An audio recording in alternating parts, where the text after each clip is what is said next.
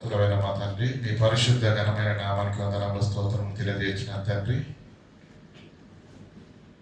మీ అనాదికాల సంకల్పం మేరకు తండ్రి, మా అందరి ఎడల తండ్రి మేము మహదేశ్వర్యాన్ని తండ్రి కనపరుస్తూ నేటికి తండ్రి ఇంకా మమ్మల్ని సజీవులుగా కరుణించి కాపాడుతూ తండ్రి మీ జీవముల రెక్కల చాటున భద్రపరుస్తున్న మీ అపూర్వ ప్రేమకు తండ్రి కృతజ్ఞతాస్తులు తెలియజేయించిన దేవా, మరొక తరుణాన్ని మరొక అవకాశాన్ని తండ్రి నీ కృప వలన పొందుకున్న మేము తండ్రి మా బ్రతుకులను వెలిగించుకోవడానికి అవసరమైనటువంటి 66 పుస్తకాలు, అందులోని ప్రతి పుస్తకం పైన తండ్రి ఒక అవగాహనను మేము సంపాదించుకోవడానికి చేయించిన ప్రయత్నంలో తండ్రి ఆత్మ సాయాన్ని అనుగ్రహించి నేను చేసే పరిశోధన తండ్రి నీ జ్ఞానాన్ని అనుసరించినదై ఉండులాగిన కృపను అనుగ్రహించవలసిందిగా వేడుకుంటూ మా మనస్సులను మా ఆలోచనలను తండ్రి సర్వేంద్రియాలను తండ్రి వాక్యం పైన లగ్నం చేసి కొడుకి కానీ ఎడమ కానీ తొలగిపోకుండా తండ్రి పరిశుద్ధాత్మ దేవుని యొక్క కాపుదలతో తండ్రి మా అందరి హృదయాలను తండ్రి వాక్యపు యొక్క మాధుర్యంతో నింపమని తండ్రి వాక్యపు యొక్క లోతుల్లోనికి తీసుకుని వెళ్ళి తండ్రి మమ్మల్ని తండ్రి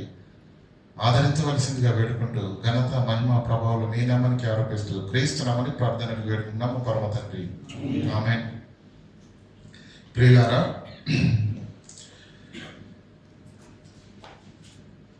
భూమి మీద మన దైనందిన జీవితంలో అనేక సందర్భాలలో అనేక మాటలను మనం మాట్లాడుతూ ఉంటాం, అనేక మాటలను మనం వింటూ ఉంటాం. కానీ మాట ఎప్పుడు అనుభవాన్ని ఇవ్వదు. మరలా చెప్తున్నాను, మాట ఎప్పుడు అనుభూతిని, అనుభవం అంటే మీకు అర్థం కాలేదేమో కానీ మాట ఎప్పుడు అనుభూతిని ఇవ్వదు. అనుభూతి కలగాలంటే చెప్పాలి, అనుభవిస్తేనే అర్థమవుతుంది. గత వారం నేను చెప్పాను, క్రీస్తును నమ్ముకున్న యోధులను, క్రీస్తును నమ్మని యోధులు ఎన్ని శ్రమలు పెట్టారు.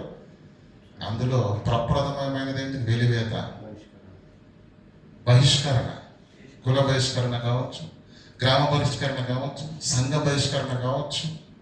ఒక మనిషిని ఒంటరివాన్ని చేసి వాడు ఎవరితో మాట్లాడకూడదు, ఎవరు అతనితో మాట్లాడకూడదు, ఎవరితనికి సాయం చేయకూడదు, కూలికి పిలవకూడదు, కిరాణా కొట్టులో వస్తువులు ఇవ్వకూడదు అన్నట్టుగా చేస్తే మనిషిని ఏమండి సజీవంగా దహనం చేసినంత బాధ, పెయిన్ అది అనుభవించిన వాళ్ళకి తెలుస్తుందే తప్ప శ్రమలు పడ్డారట అంతే. అది అనుభవపూర్వకంగా మనం ఆలోచనలోకి వెళితేనే ఖచ్చితంగా ఆ బాధ ఏంటో, ఆ పెయిన్ ఏంటో మనకు అర్థమవుతుంది. బైబిల్ ఎందుకు అర్థం కావట్లేదు క్రైస్తవులకంటే ప్రియులారా? తెలుగులో రాయబడినటువంటి ఈ అక్షరాల కలయికగా ఉన్న పదాలను చదువుకుంటూ వెళ్ళిపోతున్నారు. నో, ఆ పదాన్ని చదివి ఆ బాధ ఏంటి, ఆ దుఃఖం ఏంటి, ఆ సంతోషం ఏంటి ఆగాలక్కడ మనసున్న వ్యక్తులుగా ఈరోజు ఉన్నటువంటి నవీన నాగరికతతో కళ్ళతో చూస్తున్నటువంటి ఈ ఆలోచనలతో బైబిల్ చదవకూడదు. ఒకనాడు ఫ్లైట్లు ఉన్నాయా? రవాణా వ్యవస్థ ఉందా? ఈరోజు దేశాల నుంచి దేశాలకు వీడియో కాల్ చేసి మాట్లాడుతున్నాం. ఒకనాడు ఒక వార్త మరో ఊరుకు వెళ్ళాలి, ఒక ప్రాంతానికి వెళ్ళాలంటే మనిషే వెళ్ళాలి. ఎంత సమయం పడుతుంది, ఎన్ని కష్టాలు, ఎన్ని శ్రమలు, ఎన్ని ఇబ్బందులు, ఆ జీవితం ఎంత క్లిష్టతరమైంది.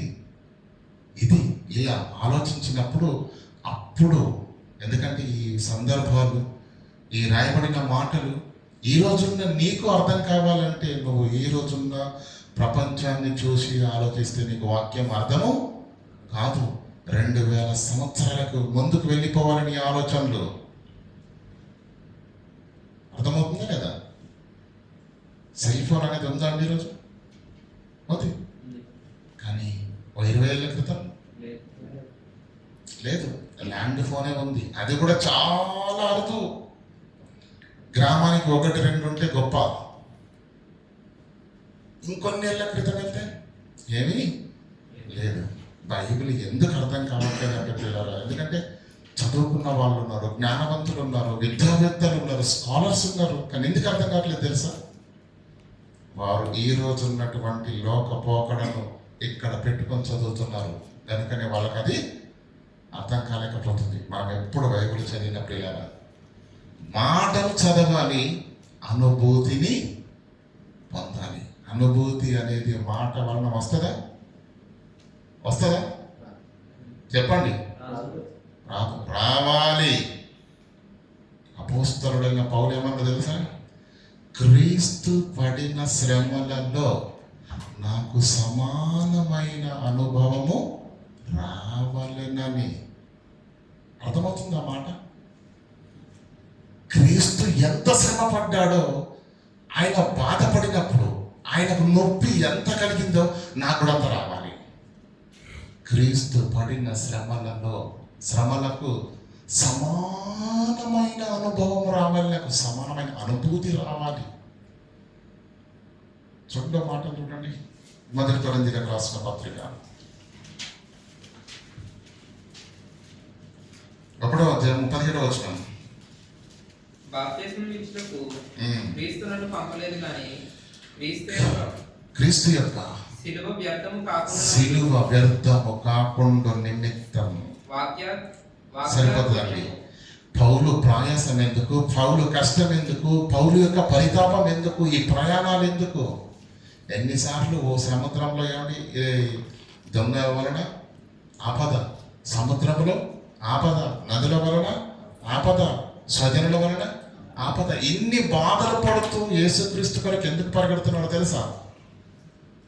యేసుక్రీస్తు పడిన ఏమండి సిలువ త్యాగం మాటల్లో వర్ణించేంత, ఏమండి మాటల్లో వర్ణిస్తే అర్థమయ్యేటువంటి విషయం మనకు కాదు. కనుక ఆ సిలువ త్యాగం మహా కఠినమైనది, మహా కఠోరమైనది. ఆ సిలువ త్యాగం వ్యర్థం కాకుండా ఉండాలి. ఆయన పెట్టిన ప్రాణానికి విలువ లేకుండా చెయ్యొద్దు. కనుకనే పౌలు ఏం చేస్తున్నాడు? పరిగెడుతున్నాడు. దేని కొరకు? క్రీస్తు సిలువ త్యాగము వ్యర్థం కాకూడదని. ఈయనేం చేస్తున్నాడు? పరుగు తీస్తున్నాడు. ఆ సిలువ త్యాగం వ్యర్థమైపోతుంది క్రైస్తవుడు ఆగిపోతే, క్రైస్తవుడు సువార్త ప్రకటించకపోతే, అనేక ప్రాంతాలకు వెళ్ళకపోతే, అనేక ఆత్మలను రక్షించకపోతే, అనేకులను దేవుని వైపు త్రిప్పకపోతే ఏం జరుగుతుందో తెలుసా? ఉదయం సూర్యుడు ఉదయిస్తాడు, సాయంకాలం అస్తమిస్తాడు. సాయంకాలం మధ్య ఉన్న నీ జీవితం సాఫీగా సాగుతుంది. ఉద్యోగాలతో, భార్యతో, పిల్లలతో, కుటుంబంతో, 3 పూటల మంచి ఆహారంతో నీ జీవితం భూమి మీద హ్యాపీగా సాగుతుందేమో. కానీ క్రీస్తు యొక్క సిలువ ఏమైపోతుంది? నిర్వీర్యమైపోతుంది. క్రీస్తు త్యాగంకు ప్రియుల అర్థం లేకుండా పోతుంది. క్రీస్తు పడిన సిలువ త్యాగం సమాజంలో నుంచి తుడిచివేయబడుతుంది. అర్థమవుతుందా లేదా? అది జరగకుండా ఉండకూడదు. అది జరగకుండా ఉండాలనే పౌలు ఏం చేశాడు తెలుసా? క్రీస్తు సిలువ త్యాగం వ్యర్థం కాకుండా ఈయనేం చేశాడట? ఆయన సిలువ త్యాగానికి వ్యర్థం ఉంది, ఆయన ప్రాణానికి అర్థం ఉంది. ఎదుగు ఆయన వచ్చింది దీని కొరకు, ఆయన పట్టింది దీనికోసం అని అనేక ప్రాంతాలకు వెళ్ళి ఎన్ని సంఘాలను, ఎన్ని ఆత్మలను రక్షించడం మనందరికీ బాగా తెలుసు. కనుక పిల్లరా, క్రైస్తవులు ఆగిపోవడం అనేది జరిగితే క్రైస్తవుల జీవితంలో ఏం జరగదు. హ్యాపీగా ఉద్యోగాలతోటి, భార్య పిల్లల కుటుంబాలతో హ్యాపీగా మన యొక్క దైనందిన జీవితం 60 ఏళ్ళ జీవితం హ్యాపీగా వెళ్ళిపోద్ది. కానీ నీ కొరకు ప్రాణం పెట్టిన క్రీస్తున్నాడే, క్రీస్తు సిలువ త్యాగము తుడిచివేయబడుతుంది. అది ప్రజ్వలిల్లాలి. అది అంతకంతకు సుమధురమైన పరిమళ వాసనను వెదజల్లుతూ ఉండాలి. క్రీస్తు యొక్క త్యాగం అది వెదజల్లుతూ ఉండాలి అంటే, అది పరిమళ వాసనగా ప్రజ్వలిల్లాలి అంటే, క్రీస్తును నమ్మకున్న క్రైస్తవుని యొక్క పరుగు ఆగకూడదు ప్రియులారా, ఆగకూడదు. అయితే ఈరోజు మనము హెబ్రీయులకు రాసిన పత్రిక 3వ భాగంలోనికి, అంటే పార్ట్ 3లోనికి వచ్చాం. అవునా?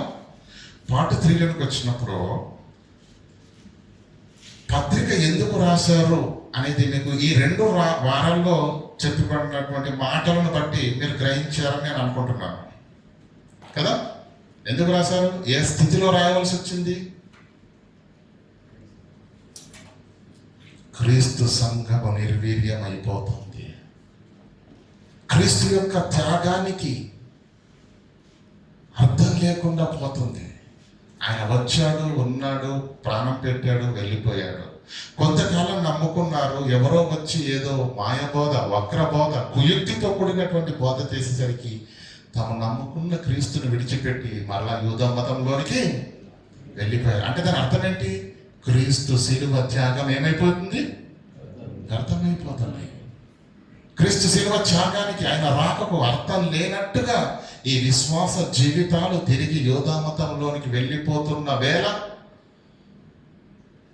క్రీస్తు శిలువ త్యాగం వ్యర్థం కాకుండా ఉండాలని కంకణం కట్టుకొని నిలబడినటువంటి దైవ సేవకుడు అపోస్తలుడైన పౌలు ఒకవేళ ఆయన ఈ పత్రిక రాశాడని మనం నిర్ధారణకు వస్తే అప్పుడు రాశాడు. ఎందుకు? క్రీస్తు శిలువ త్యాగానికి అర్థం ఉంది. నీ బ్రతుకులో ఏంటి? అర్థం లేని వాటిగా చేసుకోకండి. అర్థవంతమైన క్రీస్తు యుద్ధకి మీరు వచ్చారు. ఈ క్రీస్తుని విడిచిపెడితే మీ జీవితాలకు అర్థం ఉండదు అని వారు చేసిన తప్పిదము వారికి అర్థం కావట్లేదు. వారు చేసిన తప్పిదము వారికి అర్థం కావట్లేదు. ఎందుకంటే క్రీస్తులోనికి రావడము అనేది అది ఎంత భాగ్యము, క్రీస్తు యుద్ధకు చేరడము ఎంత కృప ఉంటే మనము క్రీస్తు యుద్ధకు వస్తామో, అలా వచ్చినటువంటి మనము, ఈ రక్షణను పొందుకున్నటువంటి మనము దాన్ని ఈజీగా ఎవరో వచ్చి ఏదో చెప్పేసరికి దాన్ని విడిచిపెట్టి మరలా యూదా మతంలోకి వెళ్ళిపోతున్నారు. అంటే అందుకే మాట రాశారు, ఇంత గొప్ప రక్షణను మీరు నిర్లక్ష్యం చేసిన ఎడల. అంటే మీకు అర్థం కావట్లేదు, మీరు ఎక్కడికి వచ్చారో, ఏది పట్టుకున్నారో, దేన్ని విడిచిపెట్టి వెళ్ళిపోతున్నారో మీకు అర్థం కావట్లేదు. కనుక వారు చేసిన తప్పు వాళ్ళకి అర్థం కాలేకపోవచ్చు. వారికి అర్థం చేయించడానికి మీరు నమ్ముకున్న దేవుడు సామాన్యమైన వాడు కాడు. కనుక మీరు పొందుకున్న ఈ రక్షణ మహాకృప దేవుని యొక్క సంకల్ప ప్రకారంగా మీ యొద్దకు వచ్చింది. దాన్ని కలిగి ఉన్నారు, మహాభాగ్యవంతులు. కానీ ఎవరో వచ్చి ఏదో చెప్పేసరికి ఈ మహాభాగ్యాన్ని విడిచిపెట్టి పనికి రాని దాని వారికి మీరు వెళ్ళిపోతున్నారంటే మీరు ఎంత భయంకరమైన శిక్షకు పాత్రలు కావడానికి మీరు అడుగులేస్తున్నారో తెలుసా మీకు? మీకు అర్థం కావట్లేదు అని వారందరి మబ్బులు విడిపోయేటట్టుగా, వారందరి మనోనేత్రాలు వెలిగింపబడేటట్టుగా, మరలా క్రీస్తు యొక్క ఔన్నత్యాన్ని స్పష్టంగా వారు గుర్తెరిగేటట్టుగా వారందరినీ ఆదరించడానికి, అలా వెళ్ళిపోతున్న వారందరినీ క్రీస్తు వైపు త్రిప్పటానికి రాయబడినటువంటి పత్రికే హెబ్రీయులకు రాసిన పత్రిక. అందులో మొదటి భాగాన్ని మనం ఆలోచించాం. ఏమని?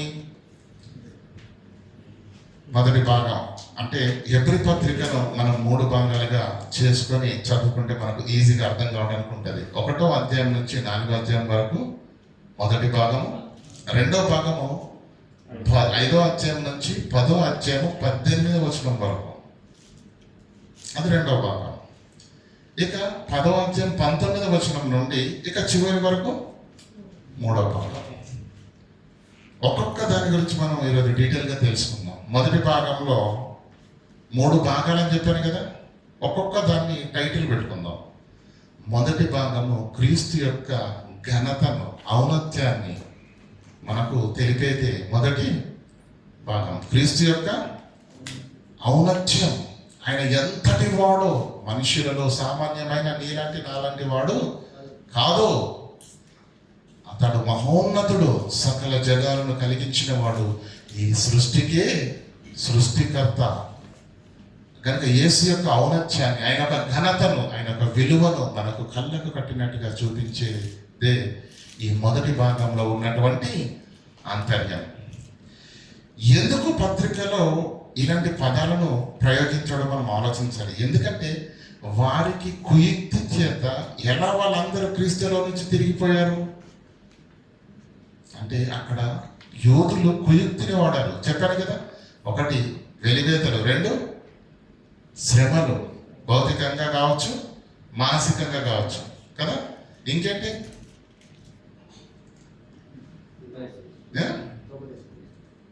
ఏమండి? బహిష్కరణ అయిపోయింది.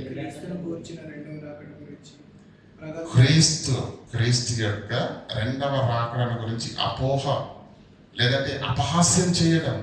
ఏమైనా వస్తా అన్నాడు కదా, 7 అయ్యా, 10 ఏళ్ళు అయిపోయింది, 20 ఏళ్ళు అయిపోయింది, వస్తా ఉన్నాడని చేసాం. ఏలన విపరీతం అయిపోయింది. ఒక పక్క శ్రమలు, ఒక పక్క తాళలేని బహిష్కరణలు, వీటన్నింటి మధ్య నిజమే మరి ఉన్నాడో లేడో.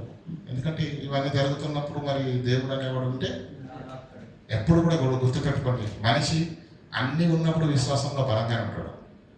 ఒక ఆపద వచ్చింది అనుకో,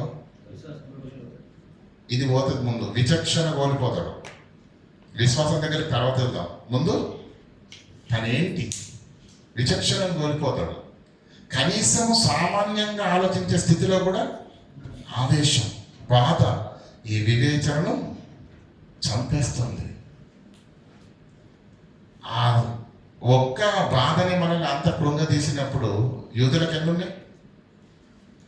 ఇటు యూదులు, క్రీస్తును నమ్ముకొని యూదులు, ప్లస్ ప్రభుత్వాలు, నీరో చక్రవర్తి కావచ్చు, క్లౌదియ చక్రవర్తి కావచ్చు, ఉక్కుపాతం ఎలా ఉంటుంది తెలుసా? ప్రభుత్వాలే రంగంలోకి దిగితే ఎలా ఉంటాయి? ఎలా ఉంటాయి చెప్పండి? యాక్సిడెంట్ను కూడా ఏమండి, హత్యను కూడా ఏం చేస్తారు వాళ్ళు? హత్య జరిగినా ఇది యాక్సిడెంట్ అంటారు, అయితే మళ్ళీ ఇంకా మాట్లాడడానికి అవకాశం ఉండదు. ఎందుకు? ప్రభుత్వ ఇన్వాల్వ్మెంట్ ఉంటే అలా ఉంటుంది. అంటే ఏమైనా చేయగలరు, ఏదైనా చేయగలరు. కనుక ప్రభుత్వాలకు కూడా ఆ రోజు వారిని ఉక్కుపాతంతో వణికి వేస్తున్నటువంటి రోజులు. ఇలాంటి పరిస్థితులు అన్నీ ఉన్నప్పుడు వారికి వారు నమ్ముకున్న క్రీస్తు, వారు పొందుకున్న రక్షణ ఎంత గొప్పదో వాళ్ళు ఆలోచనను విడిచిపెట్టేశారు, ఈజీగా వెళ్ళిపోవడం జరుగుతున్నప్పుడు వారికి ఏ బోధ చేయబడింది? గుర్తుపెట్టుకోండి, మరలా చెప్తున్నా, రాజకీయంలో కానీ వ్యాపారంలో కానీ ఏమండి, ఇక ఈ రెండు మీకు సరిపోతాయి. మీకు అర్థం అయిందని నేను అనుకుంటున్నాను. వ్యాపారంలో కానీ రాజకీయంలో కానీ మొదటి వాడు ఏమండి, రెండవ వాడు ఎదగాలంటే మొదటి వాడిని ఏం చేయాలి? తొక్కేయాలంటే అడే కాలి కింద చెప్పు కింద ఉన్నాడా ఏంటి? ఏం చేయాలి? క్యారెక్టర్, అతని పనిని, అతని క్యారెక్టర్ని డిఫైన్ చేసేది. ఏమండి, అతన్ని అవమానపరిచేశారనుకోండి, ప్రజలను చెడుగా చిత్రీకరించారనుకోండి, ఏమవుతుంది? ఒకటో నంబరు 2కి వస్తుంది, రెండో నెంబరు 1కి వెళ్ళిపోతుంది. ఇది ఈరోజు అత్యధికంగా ప్రియులారా, అది ఏ వ్యవస్థనైనా తీసుకోండి, అది ఏ వ్యవస్థనైనా తీసుకోండి, కొద్దిగా ఎదుగుతున్నాడంటే వెంటనే వాడి వెనకథలు ఏం స్టార్ట్ అవుతుంది? ఎట్లనంట కదా, అట్లనంట కదా, ఇదే అదే అనేసరికి ఇంకేముంటుందండి? వింటారా? వింటారు? ఏమండి, చిన్న చిన్న వ్యాపారాలు అండి, చిన్న చిన్న వ్యాపారాలు, కుటీర పరిశ్రమలు కూడా నాణ్యత ఉన్నప్పుడు ఎవరైనా ఏ వస్తువునైనా కొంటారు. ఆ చిన్న చిన్న వస్తువులు ఈరోజు పెద్ద వ్యాపారానికి ఎదిగేసరికి పెద్ద వ్యాపారస్తుడు ఏం చేస్తాడు? ఒక చిన్న నాటకం వేస్తాడు, ఆ పదార్థాలలో విషము ఉంది. ఒక్కసారి సినిమా ఏమంటారు మీడియాకి వచ్చేసింది అనుకోండి, ఏమైపోద్ది? ఇలా పెరిగిన వ్యాపారం అలా గొప్ప పడిపోద్ది. అంటే నేను చెప్పాలనుకుంటున్నది ఏంటంటే పిల్లరా, ఒక వ్యక్తి విలువను, లేదంటే ప్రాచుర్యంలో ఉన్నటువంటి వ్యాపారాన్ని, లేదంటే ప్రాచుర్యంలో ఉన్నటువంటి రాజకీయవేత్తను పడగొట్టాలంటే పక్కనున్న వాడు చేసే కపటోపాయం ఏంటో తెలుసా? అతని గురించి ముందు ప్రజల్లో చెడుగా, తక్కువ వాడిగా, పనికిరాని వాడిగా అతని జీవితాన్ని పలచన చేయడం. ఇప్పుడు వీరు నమ్మకున్న క్రీస్తుని వీరు విడిచిపెట్టాలంటే వీళ్ళకేం చెప్పాలి అనుకున్నారు? కపటంతో ఉన్న యూదులు, మీరు ఏదో ఏసు అని మీరు ఎగురు పడుతున్నారో నాయన, అసలు ఏసు ఏంటి, ఆయన జీవితం ఏంటి, ఎందులో గొప్పగా ఉన్నది చెప్పు? పుట్టుక బాగుందా? మనలాంటి వాళ్ళలో ఒకటిగా బ్రతికాడు కదా, ఆయన పెద్ద మహానుభావుడు అయినట్టు. మన చరిత్ర ఏంటి, మన తాతల చరిత్ర ఏంటి? చక్రవర్తులు లేరా, ప్రవక్తలు లేరా, దేవదూతలు లేరా? దేవదూతలు వచ్చి మన పితరుడైన అబ్రహాముతోటి, మన పితరుడైనటువంటి మోషేతోటి మాట్లాడారు తెలుసా? మన కనెక్షన్ ఇక్కడిది కాదు. ఎక్కడి నుంచి? డైరెక్ట్ పరలోకంలో ఉన్న దేవదూతలతోనే మన వంశానికి ఏముంది? ఇంత ఘన చరిత్ర కలిగినటువంటి మనం ఎవరో యేసు అనే వ్యక్తి ఏమడం మీరు కూడా ఏంటి అని ఆయనను తగ్గిస్తూ తమ వంశంలో ఉన్న ఈ భౌతికంగా ఉన్న వ్యక్తులను నేను చూపించాను గత వారం. యాకోబు గురించి ఏమన్నది సమరయ స్త్రీ? మా తండ్రి అయిన యాకోబు కంటే నీవు గొప్పవాడవా? ఆయన గొప్ప. ఇంకేమన్నాడు? మా తండ్రి అయిన అబ్రహాము కంటే నీవు గొప్పవాడవా? అంటే వాళ్ళ ఉద్దేశాలు ఏంటి? వాళ్ళ ఉద్దేశాల్లో అబ్రహాము గొప్పవాడు, యాకోబు గొప్పవాడు, మోషే గొప్పవాడు, దావీదు గొప్పవాడు, అఖండ సామ్రాజ్యాన్ని పరిపాలించినటువంటి ఎవరు? సొలొమోను గొప్పవాడు. తమ పితరులు అంటే వారికి చాలా గొప్ప అతిశయము. అలా ఉన్నటువంటి వాళ్ళను ఎవరి వాళ్ళు భౌతికంగానే ఉన్నారు. భౌతికంగా ఈ సృష్టిలో ఈ భూమి మీద ఒక ప్రాంతానికి అధికారులుగా ఉండి బ్రతికినటువంటి వాళ్ళు వారినే గణపరుస్తూ క్రీస్తు యొక్క ఔన్నత్యాన్ని తగ్గించినప్పుడు ఈ మొదటి భాగంలో రాయబడినటువంటి పదప్రయోగాలను చూద్దాం ఒకసారి. చూడండి, హెబ్రీలకు రాసిన పత్రిక 1వ అధ్యాయం. పూర్వకాలమందు నానా విధములుగాను నానా సమయములలోను నానా విధములుగా ప్రవక్తల ద్వారా మన పితరులతో మాటలాడిన దేవుడు ఈ దినముల అంతమందు ఎవరా కుమారుడో తెలుసా? ఈ దినముల అంతమందు కుమారుని ద్వారా మనతో మాట్లాడను. ఆ కుమారుడు సమస్తమునకు, అర్థమవుతుందా?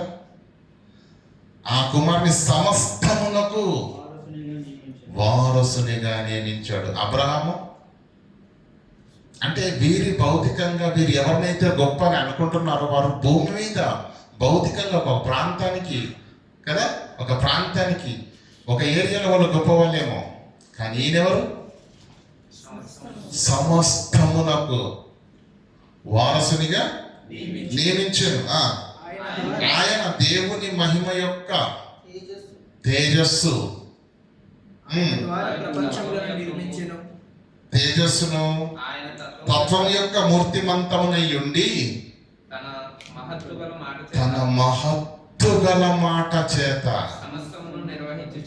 సమస్తమును నిర్వహించుచు. ఏమంటే ఈ మాటను మీరు అర్థం చేసుకోండి. ఏంటంటే మాటలు ఏముందట? మహత్తు గల మాట. మహత్తు గల మాట అంటే చెప్పండి. మహత్తు గల మాట అంటే ఏంటో తెలుసా? నోటి నుంచి మాట రావడమే తర్వాయి ఆ మాటకు తిరుగు ప్రకృతిలోనే లేదు. దేవదూత వస్తుంది కదా, దేవదూత వచ్చి మరియ దగ్గరికి వచ్చేమంటే, అమ్మా నువ్వు గర్భవతి అవుతున్నావు అనేసరికి స్టార్ట్ అయిపోద్ది.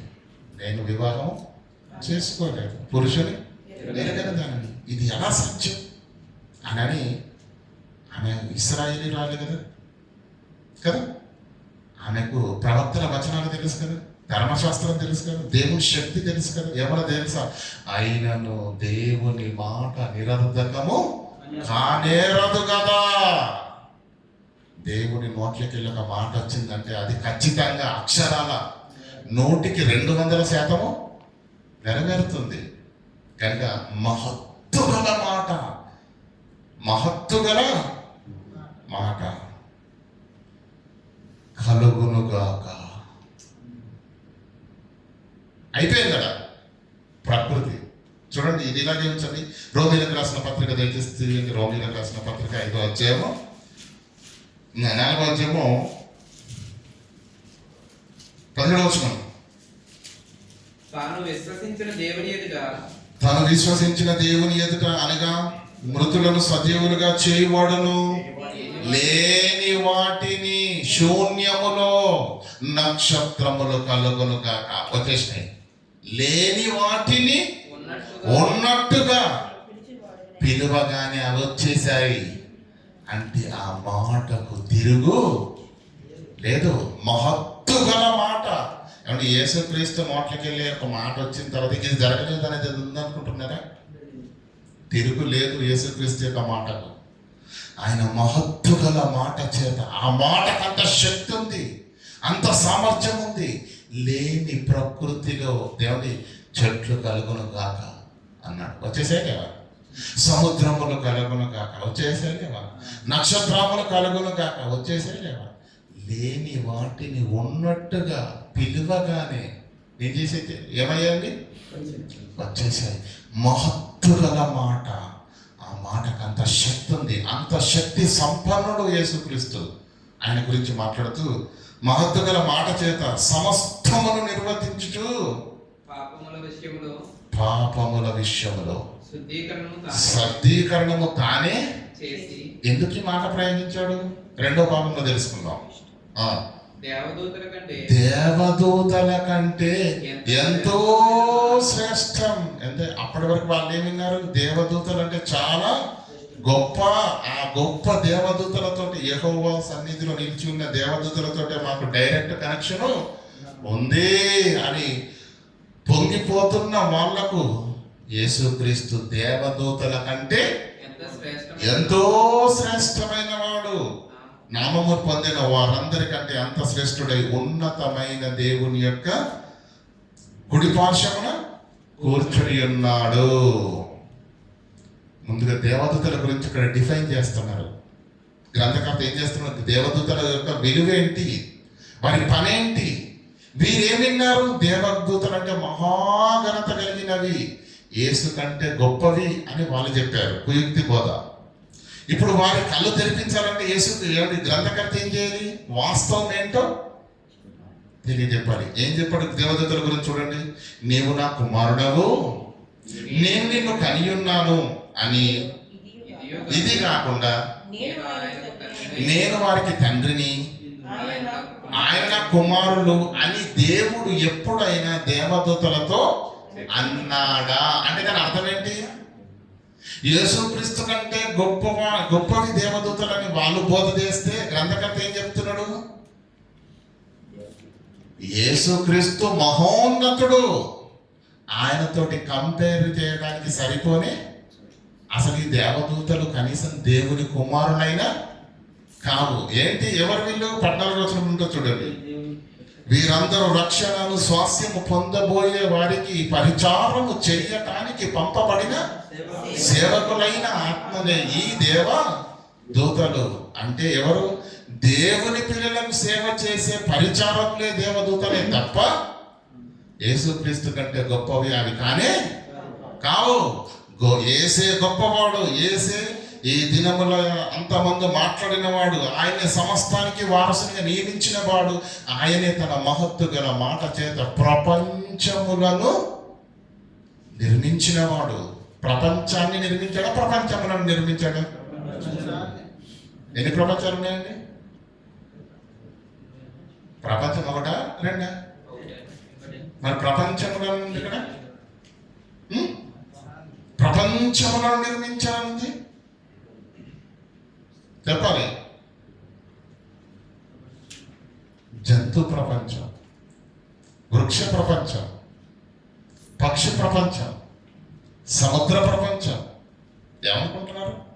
ప్రపంచం అంటే దాని అర్థం ఏంటి అంటే సంపూర్ణంగా. మనకు చెట్ల గురించి ఏం తెలుసు చెప్పండి? ఎన్ని చెట్లు ఉన్నాయి తెలుసా మనకు? ఏ చెట్లను చూసాను చెప్పండి? కొన్ని చెట్లను ఇప్పటివరకు మన జీవితంలో చూడని చెట్లు కూడా చాలా ఉన్నాయి. మనం చూడని జీవరాశులు కూడా చాలా. అవి పాములు కావచ్చు, తేలు కావచ్చు, సముద్ర నీళ్ళలో ఉండేవి కావచ్చు, బయట ఉండేవి కావచ్చు. ఇంతకు ముందు ఒక సహోదరుడు చెప్పాడు, ఈ ఎడారిలో ఒక పాము ఉంటుందట. అది అచ్చం ఎలా ఉంటుందట? ఇసుకలాగే ఉంటుందట. అది ఉన్న సంగతి కూడా మనకు తక్షణంగా చూస్తే తప్ప, తీక్షణంగా చూస్తే తప్ప మనం దాన్ని గుర్తు పట్టలేము. చాలా రోజుల వరకు నాకు తెలియలేదు, అర్థం కాలేదు. ఒక్కసారి జూకి వెళ్ళానండి. జూ ఉంది కదా ఇక్కడ, జూకి వెళ్ళాను. అక్కడ చూశాను, వీడియో కూడా తీశాను, ఉంది. రంబలకు దానికి ఎటువంటి తేడా? అది పోతుంది, దానికది ఇట్లా గుయ్యి తీసేసుకొని లోపల పడుకుంటున్నది, ఇట్లా పైనుంచి మట్టి కప్పేసుకుంటుంది. అసలు ఏర్పడదు మనకు అక్కడ. అది ఉందన్న సంగతి. కాలు పడ్డదు ఏంటి, భయంకరమైన విషయంతో నిండుకుంటుంది. కనుక మనకు కొన్ని తెలుసు, ఏ విషయంలో అయినా సరే. మన పాఠం చెప్పినప్పుడు చెప్పాను కదా మమ్మకు, అరటి పళ్ళు ఎన్ని రకాలు ఉన్నాయని చెప్పాను? 5,000 రకాల అరటి పళ్ళు ఉన్నాయి. మనకి ఎన్ని తెలుసు? 5 తెలుసా కనీసం? తెలుసా? అది పండ్ల ప్రపంచం, ఇది జంతు ప్రపంచం, ఇది వృక్ష ప్రపంచం, ఇది సముద్ర ప్రపంచం. ఇలా మనకు 1, 2, 3, 4 తెలుసు అంతే. దాని సంపూర్ణ అవగాహన మనకు తెలియదు.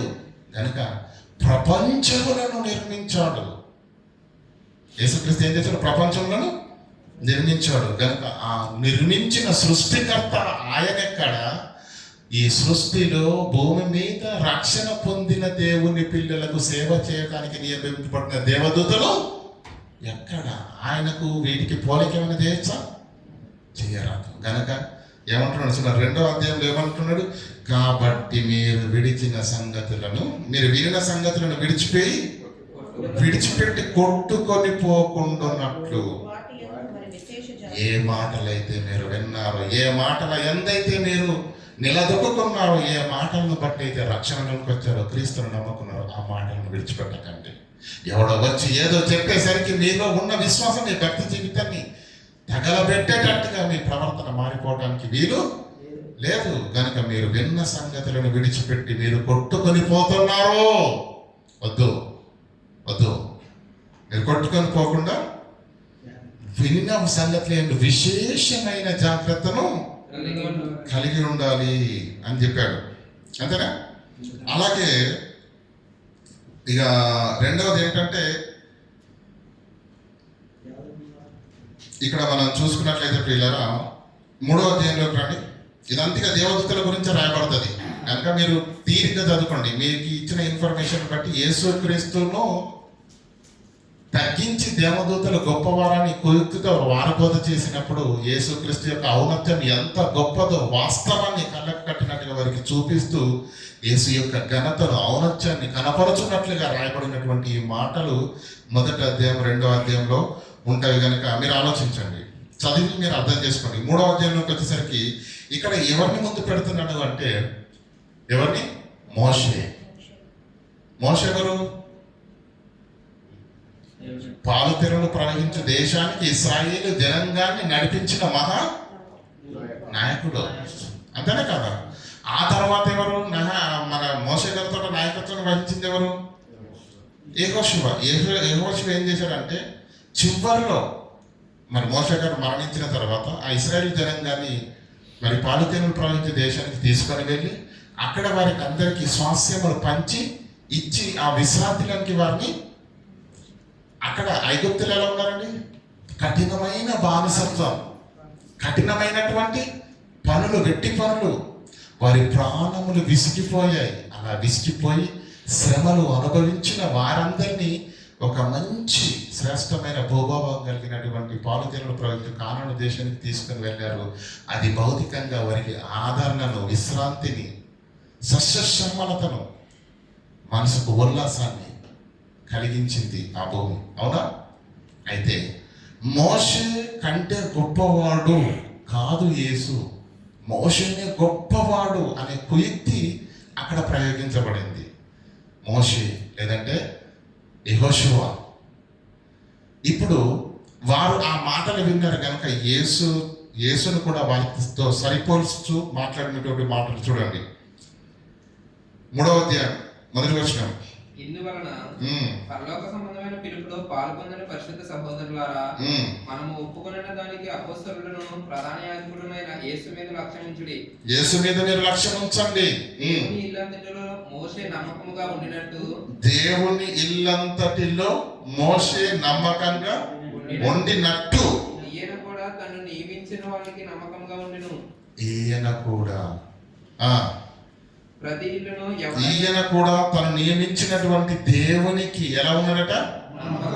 నమ్మకంగా ఉన్నాడట. ప్రపంచమంతటి విషయంలో, ఆయనకు కలిగిన పని భారం అంతటి విషయంలో, ఆయన బ్రతికిన 33.5 ఏళ్ల ఈ జీవితంలో ఆయన ఎప్పుడు కూడా అటు పరలోకంలో ఉన్న కాలంలోనే కావచ్చు, భూమి మీద ఉన్న కాలంలోనే కావచ్చు, ఎప్పుడు కూడా దేవుని యొద్ద నుండి నమ్మకాన్ని కోల్పోయినటువంటి ప్రవర్తన కలిగిన వాడిగా యేసు లేడు. ప్రతి ఇల్లును ఆ, ఎవడైనా ఒకరి చేత కట్టబడును, సమస్తమును కట్టినవాడు దేవుడే. అది ఇక్కడ ఏమంటుంది, ఇల్లంతటిలో నమ్మకమైన వాడు మోషే. అసలు ఇల్లు కట్టినోడే యేసు. అర్థమవుతుందా లేదా?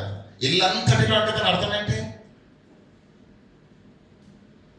అప్పటికి ఉన్నటువంటి దేవుని పిల్లలలో మోషే ఎలా కనిపించినాడు దేవునికి? అసలు ఆ ఇల్లును కట్టినోడే యేసుక్రీస్తు. అర్థమవుతుందా లేదా? ఇక 13వ వచనం చదవండి. నేడు మీరు ఆయన శబ్దమును వినుడి అనగా. అంటే ఇక్కడ భౌతికంగా ఉన్నటువంటి ఈ మోషే గారు భౌతికంగా ఉన్నటువంటి పాలుతేనలు ప్రవహించే దేశానికి మిమ్మల్ని చేర్చాడు. ఆయన చేర్చింది భౌతికమైన భూభాగంలోనికి. ఆయన ఇచ్చిన విశ్రాంతి తాత్కాలికమైంది. ఎప్పటికైనా ఉంటారండి వాళ్ళు, 60 ఏళ్ళుగానే వెళ్ళిపోతారు. కానీ యేసుక్రీస్తు ఇచ్చే విశ్రాంతి శాశ్వతమైనది. ఈ మోషే అలాగే యెహోషువ పాలుతేలు ప్రవహించే దేశానికి నడిపించారు భూమి మీద. యేసు మనందరిని ఎటు నడిపిస్తున్నాడండి? పరలోకానికి నడిపిస్తున్నాడు. అర్థమవుతుందా లేదా? పరలోకానికి నడిపిస్తున్నాడు. ఈ భౌతికంగా ఉన్నటువంటి ఈ పాలుతేలు ప్రవహించే దేశము అది తాత్కాలికమైనది. తాత్కాలికమైనటువంటి విశ్రాంతిని పొందుకుంటాము. కానీ ఆయన ఇచ్చే పరలోకం అది నిత్యత్వంలోనికి నడిపిస్తుంది. అది శాశ్వతమైన విశ్రాంతిని మనకు కలిగిస్తుంది. కనుక యేసును నమ్ముకోవాలా, వాళ్ళని నమ్ముకోవాలా? అందుకే ఏమని రాశాడు అక్కడ? మనము ఒప్పుకొని అపోస్తలుడును ప్రధాన యాజకుడనైన యేసు యందు మీరు లక్ష్యము ఉంచండి. మీ లక్ష్యాన్ని, మీ గురిని పక్కన పెట్టకండి. ఎవరు వచ్చేదో చెప్పేసరికి చదవండి. అక్కడ 11వ వచనంలో 12వ వచనం చదవండి మాటలు. సహోదరులారా, జీవము గల దేవుని విడిచిపోవునట్టి విశ్వాసము లేని దుష్ట హృదయము మీలో ఎవరి ఎంతైనా. ఆల్రెడీ కొంతమందిలో కనిపిస్తుంది ఆ లక్షణాలు, ఒకవేళ ఉండునేమో అని కనిపిస్తున్నాయి ఆ లక్షణాలు. ఎందుకంటే కొంతమంది వెళ్ళిపోయారు ఆల్రెడీ. కనుక మీరు జాగ్రత్తగా ఉండండి. మీ పక్క వారిని జాగ్రత్తగా గమనించండి. జీవము గల దేవుణ్ణి మీరు విడిచిపెట్టిపోతున్నారు. అలాంటి దుష్ట హృదయం మీలో ఎవరి ఎందు ఉండినేమో, ఒకవేళ జాగ్రత్త పడండి. దుష్ట హృదయము మీలో ఎవరి యందు ఒకవేళ ఉండునేమో అని జాగ్రత్తగా చూసుకున్నది. నేడు మీరు ఆయన శబ్దమును వినిన ఎడల కోపము పుట్టించినప్పటి వలె మీ హృదయములను కఠినపరచుకొనకూడని ఆయన చెప్పిన కనుక పాపము వలన కలుగు భ్రమ చేత మీలో ఎవడనో కఠిన. పాపము వల్ల ఏం కలుగుతుందండి? భ్రమ. భ్రమ అంటే ఏంటి? భ్రమ అంటే అనుభూత. నీకు ఇది క్లియర్గా అర్థం కావాలి. భ్రమ అంటే అనుభూత కాదు. నీకు ఇంకా క్లారిటీగా చెప్తాను. పడుకున్నాం మంచిగా, పడుకున్నా కానీ కలుస్తుంది. అప్పుడు షేక్ వచ్చినట్టుగా మనం చేస్తున్న డ్యూటీలో మనల్ని మెచ్చుకొని కోట్ల రూపాయలు మనకి ఇచ్చినట్టుగా, కోట్ల రూపాయలతో ఒక మంచి ఇల్లు మనం తీసుకున్నట్టుగా, ఒక మంచి కారం తీసుకున్నట్టుగా లైఫ్ ఎట్లా అంబానీలాగా మారిపోయినట్టుగా కలుస్తుంది. అవునా? కలుస్తుంది. హ్యాపీగా ఫీల్ అవుతాం. అవునా కదా? ప్రొద్దున అలాంటి మంచి కళలో మనం అనుభూతిలో తేలుతుండగా పక్క వాళ్ళు వచ్చి ఏమంటారు? అన్నయ్య డ్యూటీ టైం అయింది లే. అప్పటి వరకు ఏం చేస్తున్నాం? మనం అనుభవిస్తున్నాం. నిజమా భ్రమనా? అది భ్రమ అంటే. మీకు విషయం తెలుసా అండి? ఆ కళలో అనుభూతి అంటే సంతోషమైనవి ఉంటాయి, కొన్నిసార్లు ఏడ్చేస్తారు. మన పక్క వాళ్ళు లేపారు ఆల్రెడీ. లేచేసరికి ఏడుస్తానే ఉన్నాడు, కళ్ళలో నుంచి నీళ్ళు వస్తున్నాయి. లేచినాక ఏమైంది అంటున్నాడు. అంటే దాని అర్థం ఏంటి? పీడ కళ వచ్చింది. అర్థమవుతుందా? ఏదో జరిగినట్టుగా, తనని కరిచినట్టుగా, తిన చనిపోతున్నట్టుగా భ్రమ. వాస్తవానికి ఎక్కడ ఉన్నాడు? హ్యాపీగా సేఫ్గా రూమ్లో ఏసీ కింద పడుకొని హాయిగా నిద్రపోతున్నాడు. కానీ అడవిలో పాము కుట్టినట్టుగా కళ వచ్చింది. అది పీడ, అది భ్రమ. వాస్తవము పాపము వల్ల కలిగే అనుభూతి కూడా ఏమంటున్నాడు దేవుడు ఇక్కడ? పాపము వల్ల వచ్చు. అక్కడ ఏమన్నా చూడండి, పాపము వలన కలుగు భ్రమ. ఏముండదు, ఉన్నట్టుగా అనిపిస్తారు అంతే, కానీ ఏమి ఉండదు. పాపము వలన కలుగు భ్రమ చేత మీలో ఎవడును కఠినపరచకుండునట్లు నేడే అనబడి ఈ దినము ఉండగానే ప్రతి దినము ఒకరినొకడు బుద్ధి చెప్పుకొనుడి. ఏలైనగా మనకు మొదటి నుండి మనకున్న దృఢ విశ్వాసమును అంతము మట్టుకు గట్టిగా చేపడితేనే, నడమర ఇడిసబెడితే కొదరద్దు, గట్టిగా చేపడితేనే మనం క్రీస్తులో పాలివారం అవుతాము. మొదటి నుంచి మనకున్నది. మనము వినిన సంగతులను విడిచిపెట్టి కొట్టుకొని పోకుండా ఉండాలంటే విన్న సంగతులు యందు విశేషమైన జాగ్రత్త ఉండాలి. ఎందుకు ఈ మాటలు రాస్తుందంటే ఒకసారి 8వ అధ్యాయం తీయండి దయచేసి. ఈ 10వ అధ్యాయం దయచేసి క్షమించండి. 10వ అధ్యాయము 24వ వచనం నుంచి చదువుకుందాం. ఈ యూదుల యొక్క అణిచివేత, శ్రమలు ఎక్కువయ్యేసరికి తాళలేక యూదా మతంలోనికి వెళ్ళిపోయారు. ఇంకా చెప్పాలంటే బహిరంగంగా నేను క్రీస్తును నమ్ముకున్నవాడను అని చెప్పుకునే పరిస్థితులే లేవు. ఎందుకంటే మనం గత వారం చూసాం లేఖనం ఏమని, అధికారులలో అనేకులు ఆయన యందు విశ్వాసం ఉంచి కానీ సమాజంలో నుంచి వెలివేతు రేమోనని యూదులకు భయపడి చెప్పక ఉన్నారంట. ఏంటి, అధికారులు కూడా భయపడ్డారా? ఇప్పుడు చదవండి. కొందరు మానుకుంటున్నారట. ఎక్కడికి? సమాజ మందిరాల్లోనికి రావట్లేదు. ఎందుకంటే బయట నిలబడి చూస్తూ ఉన్నారు. అరే ఎవరెవరు వెళ్తున్నారు లెక్క రాసుకోండి. ఇప్పుడు మన గ్రామాల్లో జరుగుతుందా లేదా? రహస్యంగా జరుగుతుంది, మీకు తెలియదు. క్రైస్తవులు ఎవరెవరు ఉన్నారు, ఏ కుటుంబాలు దేవుని నమ్ముకున్నవి, ఏ వ్యక్తులు చర్చిలకు వెళుతున్నారు రికార్డ్ అవుతుంది, మీకు తెలియదు. అర్థమవుతుందా లేదా?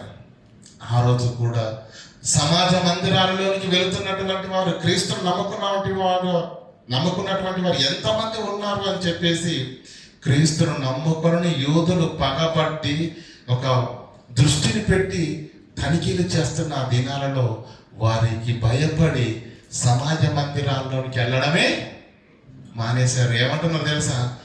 దానికి వెళ్తేనే దేవుణ్ణి నమ్ముకున్నట్ట, చర్చికి వెళ్తేనే దేవుణ్ణి ప్రేమించినట్ట, భక్తున్నట్ట, ఇంట్లో ఉంటే భక్తున్నట్టు కాదా కదా. ఆ రోజు యూట్యూబ్ లేదు కాబట్టి వాళ్ళు ఆ మాట అనలేరు, మోకరించి ప్రార్థన చేసుకున్నారు. ఇప్పుడు మనం ఏమంటాం? అక్కడికి వెళితేనే ఆరాధన, అక్కడికి వెళ్తేనే భక్తున్నట్ట. ట్యూబ్ లేదా మనకు? దేవుడు ఏమన్నా తెలుసా అండి? సంఘ సావాసము కదండి, అపోస్తలుల బోధ, సంఘ సావాసము, ప్రార్థనా జీవితం అందును ఎడతెగక ఉండాలన్నాడా? అప్పుడప్పుడు రావాలన్నాడా? ఎడతెగకుండా. అయితే ఇక్కడ ఆ పరిస్థితులను బట్టి ఏం జరుగుతుంది చూడండి. కొందరు మానుకుంటున్నట్టుగా 100 మంది వచ్చేవాళ్ళు ముందు, ఇప్పుడు 30 మందే ఉన్నారు. కాబట్టి ఇక్కడ రాస్తున్నటువంటి కంటెంట్ మీకు అర్థం కావడం చెప్తున్నాను. ఇప్పుడు 100 మంది వచ్చే వాళ్ళు 70 మంది అయిపోయారు అనుకోండి. ఇప్పుడు వస్తున్న వాళ్ళు ఎంత? 30 మంది. ఆ 30 మందితో అంటున్నాడు, కొందరు మానుకున్నారు ఆల్రెడీ 70 మంది. మీరేం చేస్తారు? మీరు వాళ్ళని ఫాలో కాకండి. మీరు వారు మానుకున్నట్టుగా మీరు మానుకొనక సమాజంగా కూడుకొనట కొందరు మానుకున్నారు ఆల్రెడీ. మీరు అలా మానుకోకండి. వాళ్ళు తప్పు చేస్తున్నారు, మనకు అర్థం కావట్లేదు. మీరు రండి. ఈ భూమి మీద మనుషులకు భయపడకండి. దేహమును మాత్రమే శిక్షించే మనుషులకు మీరు భయపడకుండా దేహమును ఆత్మను నశింపచేయగల జీవము గల దేవునికి మీరు గజగజ వనకాలి అని చెబుతున్నాడు. కొందరు మానుకున్నట్టుగా సమాజంగా కూడుకొనట మీరు మానుకొనకండి. మీరేం చేస్తారంటే ఉన్న కొద్ది మంది అయినా ఒకరినొకరు హెచ్చరించుకోండి, బలపరచుకోండి, ఆత్మీయంగా బుద్ధి చెప్పుకోండి. ఎవరి జీవితంలో ఏ లోపాలు ఉన్నాయో, తమ్ముడు ఈ విషయంలో నీ సరిగా లేవు, సరి చేసుకో. ఓకే, థ్యాంక్ యూ అన్న చెప్పినందుకు. ఇదిగో నేను ఇలా ఒకరినొకరు వాక్యంతో బుద్ధి చెప్పుకోండి, ఒకరినొకరు బలపరచుకోండి, ఒకరొకరు ఐక్యంగా ఉండండి, ప్రేమగా ఉండండి. యేసుక్రీస్తు రాకడ దగ్గర పడుతున్న కొలది మనం ఇంకా ఇంకా ఇంకా దేవునికి దగ్గర అవ్వాలంటే సమాజంగా కూడుకోవాలి, వాక్యంతో బుద్ధి చెప్పుకోవాలి, ఒకరినొకరు సరి చేసుకోవాలి, ఒకరికొకరు ప్రేమ కలిగి ఉండాలి. ఈ సావాసం ఇంకా ఎక్కువ కావాలి అని అక్కడ రాస్తున్నాడు పిల్లరా. 32వ వచనం చదవండి. హెచ్చరించుతూ ఆ దినము సమీపించిన చూచినది కొలది మరి ఎక్కువగా అలాగ చేయండి, ప్రేమ చూపించుటకును సత్కారములు చేయుటకును ఒకరినొకడు పురికొల్పోవాలను అని ఆలోచించాలి. కింద ఏం చెప్తున్నాడు చూడండి, 26వ వచనంలో మనము సత్యమును గురించి పొందారా లేరా వాళ్ళంతా? క్రీస్తు యుద్ధకు వచ్చారా? సంఘంలోకి వచ్చారా? వాక్యాన్ని విన్నారా? నేర్చుకున్నారా? దేవుడు అంటే ఏంది, మనిషి అంటే ఏంది, మానవ జీవితం అంటే ఏంది, దేవుడు మనిషిని ఎందుకు భూమి మీద పుట్టించాడు, మనిషి యొక్క జీవిత పరమార్థం ఏంది, భూమి మీద ఎలా బ్రతకాలి, వాక్యంలో విన్నారా లేదా? ఏమైంది వారికి? సత్యమును గురించి అనుభవ జ్ఞానము పొందిన వాళ్ళు బుద్ధిపూర్వకంగా ఒకవేళ తప్పు చేస్తే, ఆ ఆజ్ఞలను మీరితే, పాపం చేస్తే పాపమునకు బలి ఇక ఉండదు అని ఈ మాట వాళ్ళకి ఎందుకు చెబుతున్నాడు అంటే, యేసుక్రీస్తు యుద్ధకు వచ్చినటువంటి మీరు అంతకుముందు జీవితంలో మీరు చేసిన పాపాలని కడుక్కొనే యేసు యుద్ధకు వచ్చారు, రక్షణలోనికి వచ్చారు. వచ్చిన మీరేం చేశారు? సత్యాన్ని విన్నారు, వాక్యాన్ని విన్నారు, అనుభవపూర్వకంగా విన్నారు. ఇప్పుడు మీరేం చేస్తున్నారు? అనుభవ జ్ఞానం వచ్చిన తర్వాత, వాక్యాన్ని విన్న తర్వాత మనం ఏం కావాలి? ఆ వాక్యములో, అనుభవ జ్ఞానంలో సంపూర్ణతలోనికి వెళ్ళాలి, క్రీస్తు యొక్క స్వారూప్యము గలవారిగా మారాలి. కానీ ఏం చేస్తున్నారంటే వీళ్ళు అంత తెలిసి బుద్ధిపూర్వకంగా ఏం చేస్తున్నారంట? ఒకవేళ పాపం చేస్తే వాళ్ళు ఏమనుకొని చేస్తున్నారు? ఏం కాదులే అనుకొని చేస్తున్నారు. కానీ దాని పర్యవసానం ఏంటో రాస్తున్నాడు చూడండి, బుద్ధిపూర్వకంగా పాపము చేసిన ఏడల ఇక ప్రక్షాళన ఉండదు, బలి ఉండదు. ఏం చేయాలి? న్యాయపు తీర్పును భయముతో ఎదురు చూచుటయు విరోధులను దహింపబోయే. అది ఎవరు సిద్ధం చేశారు? దేవుడు అపవాదికి దాని దూతలకు సిద్ధపరిచిన నిత్యాగ్నిలోనికి పొండి అంటాడు యేసుక్రీస్తు 25వ అధ్యాయం మత్తయి సువార్తలో. అర్థమవుతుందా? ఇక్కడ ఏమని రాయబడింది? విరోధుల కొరకు, విరోధులను దహింపటానికి దేవుడు సిద్ధపరిచినటువంటి తీక్షణమైన అగ్ని ఇక ఉంటుంది అని వాళ్ళకి ఒక ఎగ్జాంపుల్ ఇస్తున్నాడు. ఎవడైనను మోషే ధర్మశాస్త్రంలో నిరాకరించిన ఎడల, అంటే మోషే ధర్మశాస్త్రంలో రాయబడిన విధులకు భిన్నంగా ఎవడో తప్పు చేశాడు అనుకోండి, అప్పుడు ఏం చేయాలి? ఇద్దరు సాక్షులు వచ్చి నిజమే వీడు విశ్రాంతి దినానా, ఆ విశ్రాంతి దినాన్ని దేవుడు ఏమన్నాడు? ఏ పని చేయకూడదు అన్నాడు, పరిశుద్ధంగా పాటించమన్నాడు. కానీ వీడు మాత్రం పనికి వెళ్ళాడు అని చెప్పేసి ధర్మశాస్త్రం ప్రకారంగా చెప్తున్నాడు. సుమ ఎవరైనా ఇద్దరు సాక్షులు నిలబడితే ఏం చేయాలని? అతని రాళ్లతో, పాత నిబంధన గ్రంథంలో కూడా ఒక ఆవిడ పుల్లలు ఏరుకోవడానికి వెళ్తుందండి విశ్రాంతి దినంలో కదా. పిల్లలు ఏరుకోవడానికి వెళ్ళినప్పుడు ఏం చేశారు? మోషే ధర్మశాస్త్ర ప్రకారంగా విశ్రాంతి దినమున ఏ పని. కానీ ఆవిడ ఏం చేసింది? ఏం చేశారు? అర్థమవుతుందా లేదా? అంటే మోషే నియమించిన ధర్మశాస్త్రం ప్రకారంగా నడవకుండానే రాళ్లతో కొట్టాలి అన్న శాసనము తెలిసిన హెబ్రీలకు ఏం మాట్లాడుతున్నాడో చూడండి ఇక్కడ 28. ఎవడైనాను మోషే ధర్మశాస్త్రం నిరాకరించిన ఎడల ఇద్దరు ముగ్గురు సాక్షుల మాట మీదట కనికరింపకుండా వాణ్ణి చంపుదురు. అయితే ఇట్లుండగా మీరు దేవుని కుమారుణ్ణి, సకల జగాలను కలిగించిన సృష్టికర్త అయిన దేవుని కుమారుణ్ణి మీరు పాదాలతో తొక్కుతున్నారు. ఆయన మాటను నిరాకరించడం అంటే, ఆయన మాటను పట్టించుకోకపోవడం అంటే పర్వతాలే దద్దరిల్లిపోతున్నాయి దేవుని మాటకు. అర్థమవుతుందా లేదా? దేవుని నోట నుంచి ఒక మాట వస్తే సముద్రమే కుక్క పిల్లలాగా వణికిపోతుంది. అర్థమవుతుందా కదా? సముద్రము 2 పాయలుగా చీలిపోతుంది దేవుని మాటకు, మోసం కాదు. అర్థమవుతుందా కదా? దేవుని మాటకు ప్రకృతిలో తిరిగే లేదు. అంత మహత్తు గల మహోన్నతమైనటువంటి శక్తిమంతుడైన దేవుడు, ఆయన మాటను మీరేం చేస్తున్నారు? ఇట్లుండగా దేవుని కుమారుణ్ణి పాదములతో త్రొక్కి తాను పరిశుద్ధపరచుటకు సాధనమైన నిబంధన రక్తమును, అపవిత్రమైనదిగా, దానివల్ల ఉపయోగం లేదు, మేము యూద మతంలోకి వెళ్ళిపోతున్నాం, మాకు యేసు వద్దు, ఆ రక్తం వద్దు అని అపవిత్రమైనదిగా ఎంచితే కృపకు మూలమైన ఆత్మను తిరస్కరిస్తున్నారు మీరు.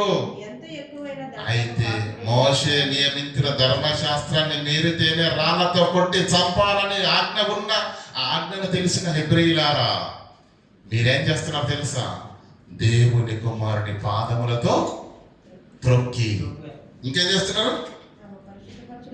పరిశుద్ధపరచబడుటకు సాధనమైనటువంటి నిబంధన రక్తమును విలువలేనిదిగా చేస్తున్నారు, తృణీకరించేస్తున్నారు. కృపకు మూలమైన ఆత్మను తిరస్కరిస్తున్న మీరు ఇంకా ఎంత ఎక్కువైన దండలకు పాత్రులుగా మీరు ఎంచబడతారు. మీ ఊహకే వదిలేస్తున్నాను అన్నాడు. అర్థమవుతుందా లేదా? 32వ వచనం చదవండి. ఒకవేళ అలా దేవుని ఎదిరిస్తే ఏం జరుగుతుంది? 31వ వచనం చదవండి. అంతే కదా? దేవుడు తన మాట వినకపోతే విడిచిపెడతాడండి? మాట వినకపోవడం అంటే మీరేమనుకుంటున్నారు? ఆయన మా ఫ్రెండ్ కాదు, సకల జగాలను కలిగించిన సర్వేశ్వరుడు దేవుడు. ఆ దేవుని మాటను తృణీకరించడం అంటే ఏమండి అంటారు కదా, కొరివితో తలగొక్కడం అంటారు కదా. అందుకే మాట రాశాడు, జీవం గల దేవుని చేతిలో పడుట భయంకరము. ఆ దేవుని చేతి నుంచి మనకు కృప రావాలి, సమాధానం రావాలి, ప్రేమ రావాలి, ఆదరణ రావాలి. అలా ఉండాలి మన బ్రతుకులు. కానీ దేవుని యొక్క ఉగ్రత, దేవుని యొక్క కోపం, అవి మనకు దేవుని యుద్ధ నుంచి రావడానికి వీలు లేదు. అలా మన జీవితంలో ఉండడానికి వీలు లేదు. 32వ వచనం చదవండి. మీరు వెలిగింపబడిన మీదట శ్రమలతో కూడినటువంటి గొప్ప పోరాటమును సహించిన పూర్వపు దినములను మీరు, అంటే ఈ యూదా మతంలోనికి వెళ్ళిన వారు, యూదా మతంలోనికి వెళ్ళాలని ఆలోచనతో మైండ్తో ప్రిపేర్ అయిన వాళ్ళకి ఏం చెప్తున్నాడంటే, మీరు ఎందుకు ఇలా భ్రమపడ్డారు? మీరు ఎందుకు సందిగ్ధంలోకి వెళ్ళిపోయారు? మీరు విన్న వాక్యం ఏంటి? మీరు హత్తుకున్న విధానం ఏంటి? మీ భక్తి ఎలా ఉంది ఒక రోజు చెప్తున్నాడు ఇక్కడ. అయితే మీరు వెలిగింపబడిన మీదట, దేవుళ్ళలోకి వచ్చిన కొత్తలో ఎంత గొప్పగా ఉన్నారు మీరు. శ్రమతో కూడినటువంటి పోరాటం సహించిన పూర్వపు దినములను ఒక్కసారి నిన్ను నువ్వే చూసుకో. నువ్వు ఎలా ఉన్నావు దేవుళ్ళలోకి వచ్చిన కొత్తలో? ఎంత గొప్పగా దేవుని పని చేశావు, ఎంత గొప్పగా. ఎన్ని కష్టాలు వచ్చినా, శ్రమలు వచ్చినా ఆ పూర్వపు దినములను మీరు జ్ఞాపకం చేసుకోండి. ఒక విధముగా చూచితే మీరు నిందలను బాధలను అనుభవించుట చేత 10 మందిలో ఆరాట పడితే, మరి ఒక విధముగా చూచితే వాటిని అనుభవించిన వారితో మీరు పాలివారైతిరి. ఎలయనగా మీరు ఖైదీలో ఉన్నవారిని కరుణించి మీరు మరి శ్రేష్టమైనది స్థిరమైనదైన స్వాస్థ్యం ఉన్నదని ఎరిగి ఆస్తిని కోల్పోవుటకు కూడా సంతోషంగా ఒప్పుకుంటారు. అంటే ఈరోజు ఈ క్రీస్తును నమ్మని యూదులు వచ్చి కుయుక్తితోటి, మాయతోటి, వంచనతోటి బోధ చేసేసరికి కొంతమంది సందిగ్ధంలో పడిపోయారు. పక్కన శ్రమలు, అణిచివేత, బహిష్కరణ, వీళ్ళు చెప్పే మాయబోధ, వీటన్నిటికీ న్యూట్రల్ అయిపోయారు. ఏదో అంటే సందిగ్ధంలోకి వెళ్ళిపోయారు. కానీ వాళ్ళ భక్తి ఒకనాడు ఎలా ఉందో తెలుసా? చాలా గొప్పగా ఉండే భక్తి వాళ్ళది. ఎంత గొప్పగా ఉంది. వెలిగింపబడిన మీదట మీరు శ్రమలతో గొప్ప పోరాటాలు చేశారట. సహించిన పూర్వపు దినంలో మీరు జ్ఞాపకం చేసుకోండి. 10 మందిలో నిందలు పడటానికైనా కూడా ఒప్పుకొని ముందుకు నడిచారు ఒకనాడు. శ్రమ పడిన వాటితో కూడా పాలివారిగా ఉన్నారు. ఇంకా చెప్పాలంటే మాకు మరి శ్రేష్టమైనది స్థిరమైన స్వాస్యము పరలోకం ఉన్నదని ఎరిగి ఈ భూమి మీద తమకున్న ఆస్తిని కూడా కోల్పోటకు సంతోషముగా ఒప్పుకున్నారు. ఎంత గొప్ప భక్తిని కనపరిచారు మీరు ఒకసారి ఆలోచించండి. అది మన జీవితంలో జరిగిందండి ఇప్పటి వరకు? అంతగా దేవుని కనెక్ట్ అయ్యామా మనం? దేవుని కొరకు నిందలు, దేవుని కొరకు శ్రమలు, దేవుని కొరకు అవమానాలు, దేవుని కొరకు పోరాటం చేసిన చరిత్ర ఉందండి మనకు. కానీ వారికి ఉంది అన్నాడు. అలాంటి వారు తిరిగిపోతున్నారు యూద మతంలోనికి. అదే మాట మాట్లాడుతుంది చూడండి. 36వ వచనం, క్షమించండి, 35 నుంచి చదువుకుందాం. కాబట్టి మీ ధైర్యమును విడిచిపెట్టకుడి. మీ ధైర్యమును విడిచిపెట్టకండి. అదే ధైర్యంతో ఉండండి, అదే ఆవేశంతో ఉండండి, అదే ఆత్మ నడిపింపుతో ఉండండి. ధైర్యం విడిచిపెట్టకండి, దానికి ప్రతిఫలముగా గొప్ప బహుమానము కలుగును. మీరు దేవుని చిత్తమును నెరవేర్చిన వారై వాగ్దానము పొందు నిమిత్తము. మీకు కొంచెం ఓపిక కావాలి, మీకు కొద్దిగా. ఇక కాలము బహు కొంచెముగా ఉన్నది. వచ్చుచున్నవాడు ఆలస్యం చేయకుండా వస్తాడు యేసుక్రీస్తు. ఆయన రాని ఉన్నాడు కదా, ఆయన రావాలనుకున్న యేసుక్రీస్తు త్వరలోనే వస్తాడు.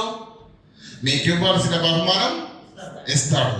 కానీ కొంచెం టైం ఉంది, ఇంకా కొంచెం బహు కొంచెము కాలము. వచ్చుచున్నవాడు ఆలస్యం చేయవచ్చును. నా ఎదుట నీతిమంతుడైన వాడు విశ్వాసం మూలంగా జీవించును. కానీ అతడు వెనుక తీసిన ఎడల, వెనుక తీసిన ఎడల, ఆగిపోయిన ఎడల, నిలిచిపోయిన ఎడల, దేవుళ్ళ నుంచి వైదొలిగిపోయిన ఎడల యేసు ఆత్మ అతని యందు సంతోషించదు. ఈరోజు చాలా మందిని మీరు కదపండి, చాలా మందిని కదపండి. ఒకప్పుడు నిలబడి సేవ చేసి, ఒకప్పుడు అనేకులను ముందుకు నడిపించి, అనేకుల కొరకు మాదిరికరంగా ఉన్నటువంటి మాదిరికరమైన భక్తి జీవితాలు కలిగిన వాళ్ళు కొంతకాలం తర్వాత ఏమైపోతారు తెలుసండి? న్యూట్రల్ అయిపోతారు. ఊలుకు ఉండదు, పలుకు ఉండదు. ఏమండి ఎలా ఉంటారండి? ఉలుకు ఉండదు, పలుకు ఉండదు. ఏదైనా మాట్లాడితే ఒకప్పుడు మేమేంటో తెలుసా, మరి ఇప్పుడు ఏమైంది? అంతము వరకు సహించువాడే రక్షణ పొందడం. అంతేనా కాదు? ఇక్కడ ఏమనుంది? జీవించువాడు విశ్వాసం మూలంగా జీవించును. అయితే అతడు వెనుక తీసిన ఎడల ఏమండి? లూకాసు వార్తలో మనకు మాట ఉంటుంది కదండి, నాగటి మీద చెయ్యి పెట్టి. ఏం చేయాలి? నాగటి మీద చెయ్యి పెట్టిన తర్వాత మనకు తెలుసు కదా, వ్యవసాయం చేసిన కుటుంబాలు కదా, మరి ఏం చేయాలి? దున్నడానికి ముందుకెళ్ళాలి. నాగటి మీద చెయ్యట్టాడట, వెనుక చూసాడట. వెనక చూసేవాడు పనుల ముందుకెళ్తాడా? చెప్పండి. ఏమండి, మన లోతు భార్య ఉప్పు స్తంభం ఎందుకైంది? అక్కడ అగ్ని గురుస్తుంది, నీ మట్టుకు నువ్వు వెళ్ళి అమ్మా నీ ప్రాణాలు కాపాడుకో తల్లి అంటే, అయ్యో నా బంగారం బాయే, అంతేనా?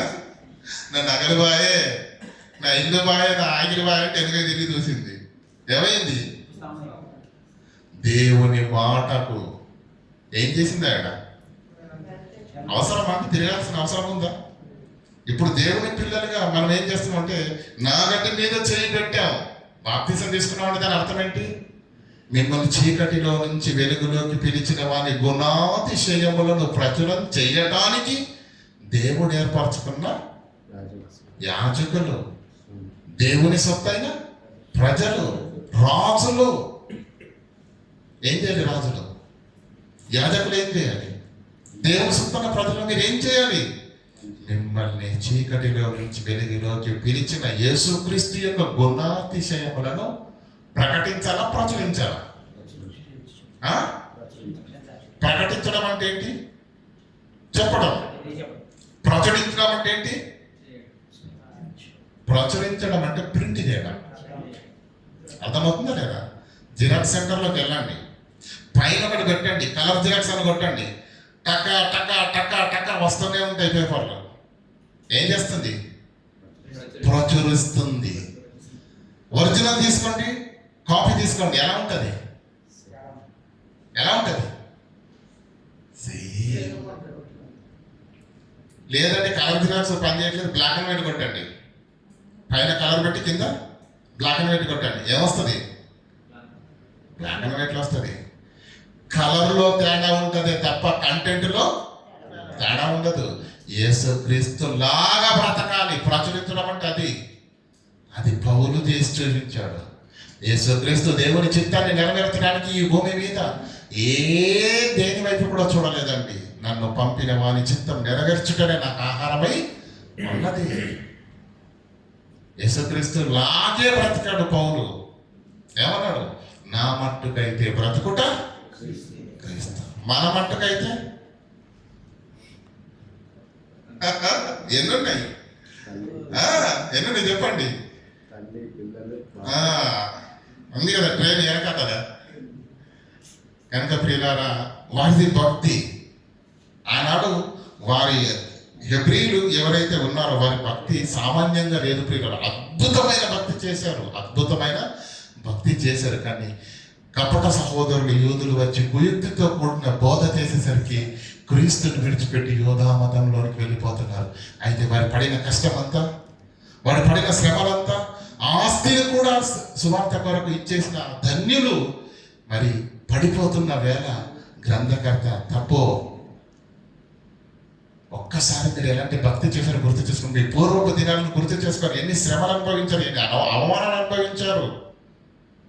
శ్రమ పడిన వారితో కూడా మీరు పాలివారిగా ఉన్నారు కదా. మీ ఆస్తులను కూడా అమ్మారు కదా దేవుని కోసం. ఇంత గొప్ప భక్తి చేసిన మీరు ఎందుకు ఎందుకు ఎందుకు ఈ స్వల్పకాలపు ఈ శ్రమలకు, ఈ ప్రభుత్వాలు వారు పెడుతున్నటువంటి హింసలకు ఎందుకు భయపడి క్రీస్తుని విడిచి ఆ యుద్ధ మతంలోకి వెళ్ళిపోతున్నారు? వద్దు వద్దు, బహుకాలం ఉన్నది. మీరు ధైర్యాన్ని విడిచిపెట్టకండి. ఇంకా కొంచెం కాలం ఓపిక పట్టండి. రావాల్సిన యేసుక్రీస్తు వస్తాడు, మీకు ఇవ్వాల్సిన బహుమానం ఇస్తాడు. ఈ భూమి మీద దిక్కుమాలిన బ్రతుకు ఉంటే ఎంత, లేకపోతే ఎంత. నిత్య స్వాస్యము పరలోకము మనకు అక్కడ ఉంది. ఆ ఫలం మీరు పోగొట్టుకోవద్దు. ఈ శ్రమలకు భయపడ్డారా, ఆ ఫలం పోగొట్టుకుంటారు. కనుక మీరు ధైర్యమును విడిచిపెట్టకండి, మీరు ధైర్యమును విడిచిపెట్టకండి అని వారికి హితోపదేశం చేస్తూ, వారిని ఆదరిస్తూ, వారి కళ్ళు తెరిపించబడేటట్టుగా ఈ తాత్కాలిక శ్రమలకు మీరు భయపడకండి అని చెప్పేసి వారిని ఓదారుస్తూ వారిని క్రీస్తులో నిలపటానికి చేసినటువంటి ప్రయత్నమే ఈ హెబ్రీలకు రాసిన పత్రిక 39 చదవండి. అయితే మనము నశించుటకు వెనుక తీయువారము కాము, కానీ ఆత్మను రక్షించుకోవటానికి అడుగు ముందడి పెట్టేటోళ్ళమే మనం. విశ్వాసం గలవారమై. చూసారండి, ఆ రోజు స్టెఫెను భయపడ్డాడండి. ఏం చేశాడు? ముష్కరులారా, మీరు పరిశుద్ధాత్మ దేవుని వ్యతిరేకిస్తున్నారన్నాడు. భయపడ్డా? పౌలు భయపడ్డా? దేనికి? ఆత్మను రక్షించుకోవాలని, ఆత్మను రక్షించాలని కళ్ళ ముందు ఉన్న శ్రమలకు భయపడకుండా అడుగు ముందుకు పెట్టేవాడు క్రైస్తవుడు, వెనుక పెట్టేవాడు కాదు. అదే నాకటి మీద చేయి పెట్టి వెనతట్టుకు తీర్చువాడు ఎవడు నా పాత్రుడు కాడు. కాబట్టి వారి యొక్క భక్తి జీవితం అలా ఉన్నది. అలాంటి వారి పడిపోతున్నప్పుడు మీరు నమ్ముకున్నటువంటి, మీ కళ్ళ ముందు ఉన్నటువంటి, వీరు చేసిన ఈ వక్రబోధ ఏదైతే ఉందో దానికి అబ్రహాము గొప్పోడు, మోషే గొప్పోడు, ఏమంటే దేవదూతలు గొప్పవి, ఇవన్నీ గొప్పవి అనుకొని అసలు సిసలైనటువంటి గొప్ప నాయకుడిని యేసుక్రీస్తుని మీరు పక్కన పెడుతున్నారు అని యేసుక్రీస్తు ఔన్నత్యము, గొప్పతనం ఎంతో క్లియర్గా చెప్పాడు. వీరి పాత్ర ఏంటో కూడా, ఎందుకంటే వాళ్ళు భక్తులు. భూమి మీద తమ బ్రతుకులో ఒక విశ్వాసాన్ని కలిగి దేవుని యందు భయభక్తులు కలిగిన దేవుని భక్తులే. కానీ ఈయనెవరు? దేవుడే. అంతే కదా, యేసుక్రీస్తు దేవుడే. కనుక సమస్తాన్ని నిర్మించినవాడు, సృష్టికర్త అనేది ఈ మొదటి భాగంలో రాయబడింది. ప్రియులారా, రెండో భాగంలోనికి వస్తే రెండో భాగం ఏం చూసుకున్నాం మనం? 5వ అధ్యాయం నుంచి 10వ అధ్యాయం 18వ వచనం. ఇక్కడ ఏం జరిగింది అంటే, యాజకులు ఉన్నారు కదా, యాజకులు ఉన్నారా? ఎవరు పడితే వారు ధర్మశాస్త్రాన్ని బోధించడానికి వీలు లేదు. పాలుతేరులో ప్రవహించి దేశానికి వచ్చిన తర్వాత యెహోషువ దేవుని ఆజ్ఞ ప్రకారంగా ఏం చెప్పాడు? 12 గోత్రాలలో 11 గోత్రాలకు మాత్రమే ఆస్తిని పంచిచ్చాడు. లేని గోత్రానికి ఆస్తి ఇవ్వలేదు. ఎందుకు ఇవ్వలేదు? మీరు దేవుని సన్నిధిలో ఉండాలి, దేవుని ప్రాంగణంలో ఉండాలి, ప్రజలకు ప్రభువుకు మధ్యగా మీరు ఉంటూ యాజకత్వమును చేయాలి. మరి నేను ఎలా బ్రతకాలి ప్రభు అంటే, ఈ 11 గోత్రాలలో ఏం చేయాలి? ప్రతి ఒక్కరు ఏం చేయాలి? 10% ఎవరికి ఇవ్వాలి? యాజకులకు ఇవ్వాలి. కనుక ఈ యాజకత్వం పేరు మీదుగా దశమ భాగం ఏదైతే ఉంటుందో ఆ దశమ భాగాలు ప్రతి గోత్రపు వారు లేవీయులకు ఇవ్వాలి. ఇదే మీ ఆస్తి, ఇదే మీ యొక్క జీవనాధారం. కాబట్టి మీరు పనులు చేయొద్దు, పొలానికి వెళ్ళొద్దు. మీరు ఎక్కడ ఉండాలి? దేవుని ప్రాంగణంలో, మందిరంలో ఉండి వచ్చే అనేకులకు దేవుని వాక్యాన్ని ప్రకటిస్తూ, దేవుని ఆజ్ఞలను తెలుపుతూ, వారి పాపాల నిమిత్తము దేవుని ఎదుట ప్రక్షాళన చేయించడానికి గొర్రెల యొక్కయో, మేకల యొక్కయో, ఏమండి, పావురాల యొక్కయో, వీటి యొక్క రక్తము చేత మరి పాప ప్రక్షాళన చేయించడానికి పాప పరిహారార్థ బలులు చేయిస్తూ ప్రజలకు దేవునికి మధ్యగా ఉంటూ మీరేం చేయాలి? యాజకత్వము చేయాలి అని ఎవరికి చెప్పాడు? లేవీయులకు చెప్పాడు. కనుక వీళ్ళు వీళ్ళు ధర్మశాస్త్రం కలిగినటువంటి వీళ్ళు లేవీయులు అనే మాకు యాజకులు ఉన్నారు. ఎక్కడి నుంచి ఉన్నారు యాజకులు? ఎంతమంది? అహరోను మొదలుకొని అప్పటి కాలం వరకు పుట్టినటువంటి లేవి గోత్రంలో పుట్టిన వాళ్ళంతా యాజక ధర్మం నిర్వహించాల్సిందే. అవునా కాదా? అంటే ఈ యాజక సమూహమే మాకున్నది. యాజకుల యొక్క ఎవరు? అందరికంటే మొదటి యాజకుడు ఎవరండి? ఎవరు మొదటి యాజకుడు? ఎవరు? ఎప్పుడు ప్రారంభమైంది యాజకత్వం? అహరోను ద్వారానే, అంతేనా కదా? కానీ అహరోనే యాజకత్వానికి మొదటివాడు అని వాళ్ళు సంకలు గుద్దుకుంటున్న వేళ, అహరోనే గొప్పవాడు అని తలపోతున్న వేళ, వారందరి కన్నులు తెరిపించడానికి గ్రంథకర్త అసలు యేసుక్రీస్తు ఎంత గొప్పవాడో చెప్పాడు. మీ అందరికీ తెలుసు అనుకుంటున్నాను, కొంతమందికి తెలుసు. ఈ ఎవరు? అహరోను పాలుతేనులు ప్రవహించి దేశానికి వెళ్ళిన తర్వాత, భూభాగం పంచిన తర్వాత ప్రారంభమైంది యాజకత్వము, ప్రారంభమైంది దశమ భాగం. అసలు ఈ అహరోను పుట్టక ముందే యాజకుడు ఉన్నాడు. ఈ అహరోను పుట్టక ముందే దశమ భాగం కూడా ఉంది. ఉందా లేదా? చూడండి 5వ అధ్యాయం మొదటి వచనం. ప్రతి ప్రధాన యాజకుడు, భూమి మీద ఉన్న ప్రధాన యాజకుల గురించి మాట్లాడుతున్నాడు దేవుడు అక్కడ. మనుషులలో నుంచి ఏర్పరచబడతారు, పాపముల కొరకు అర్పణలను బలులను అర్పించుటకు, దేవుని విషయమైన కార్యములను జరిగించుటకు మనుష్యుల నిమిత్తము నియమింపబడును.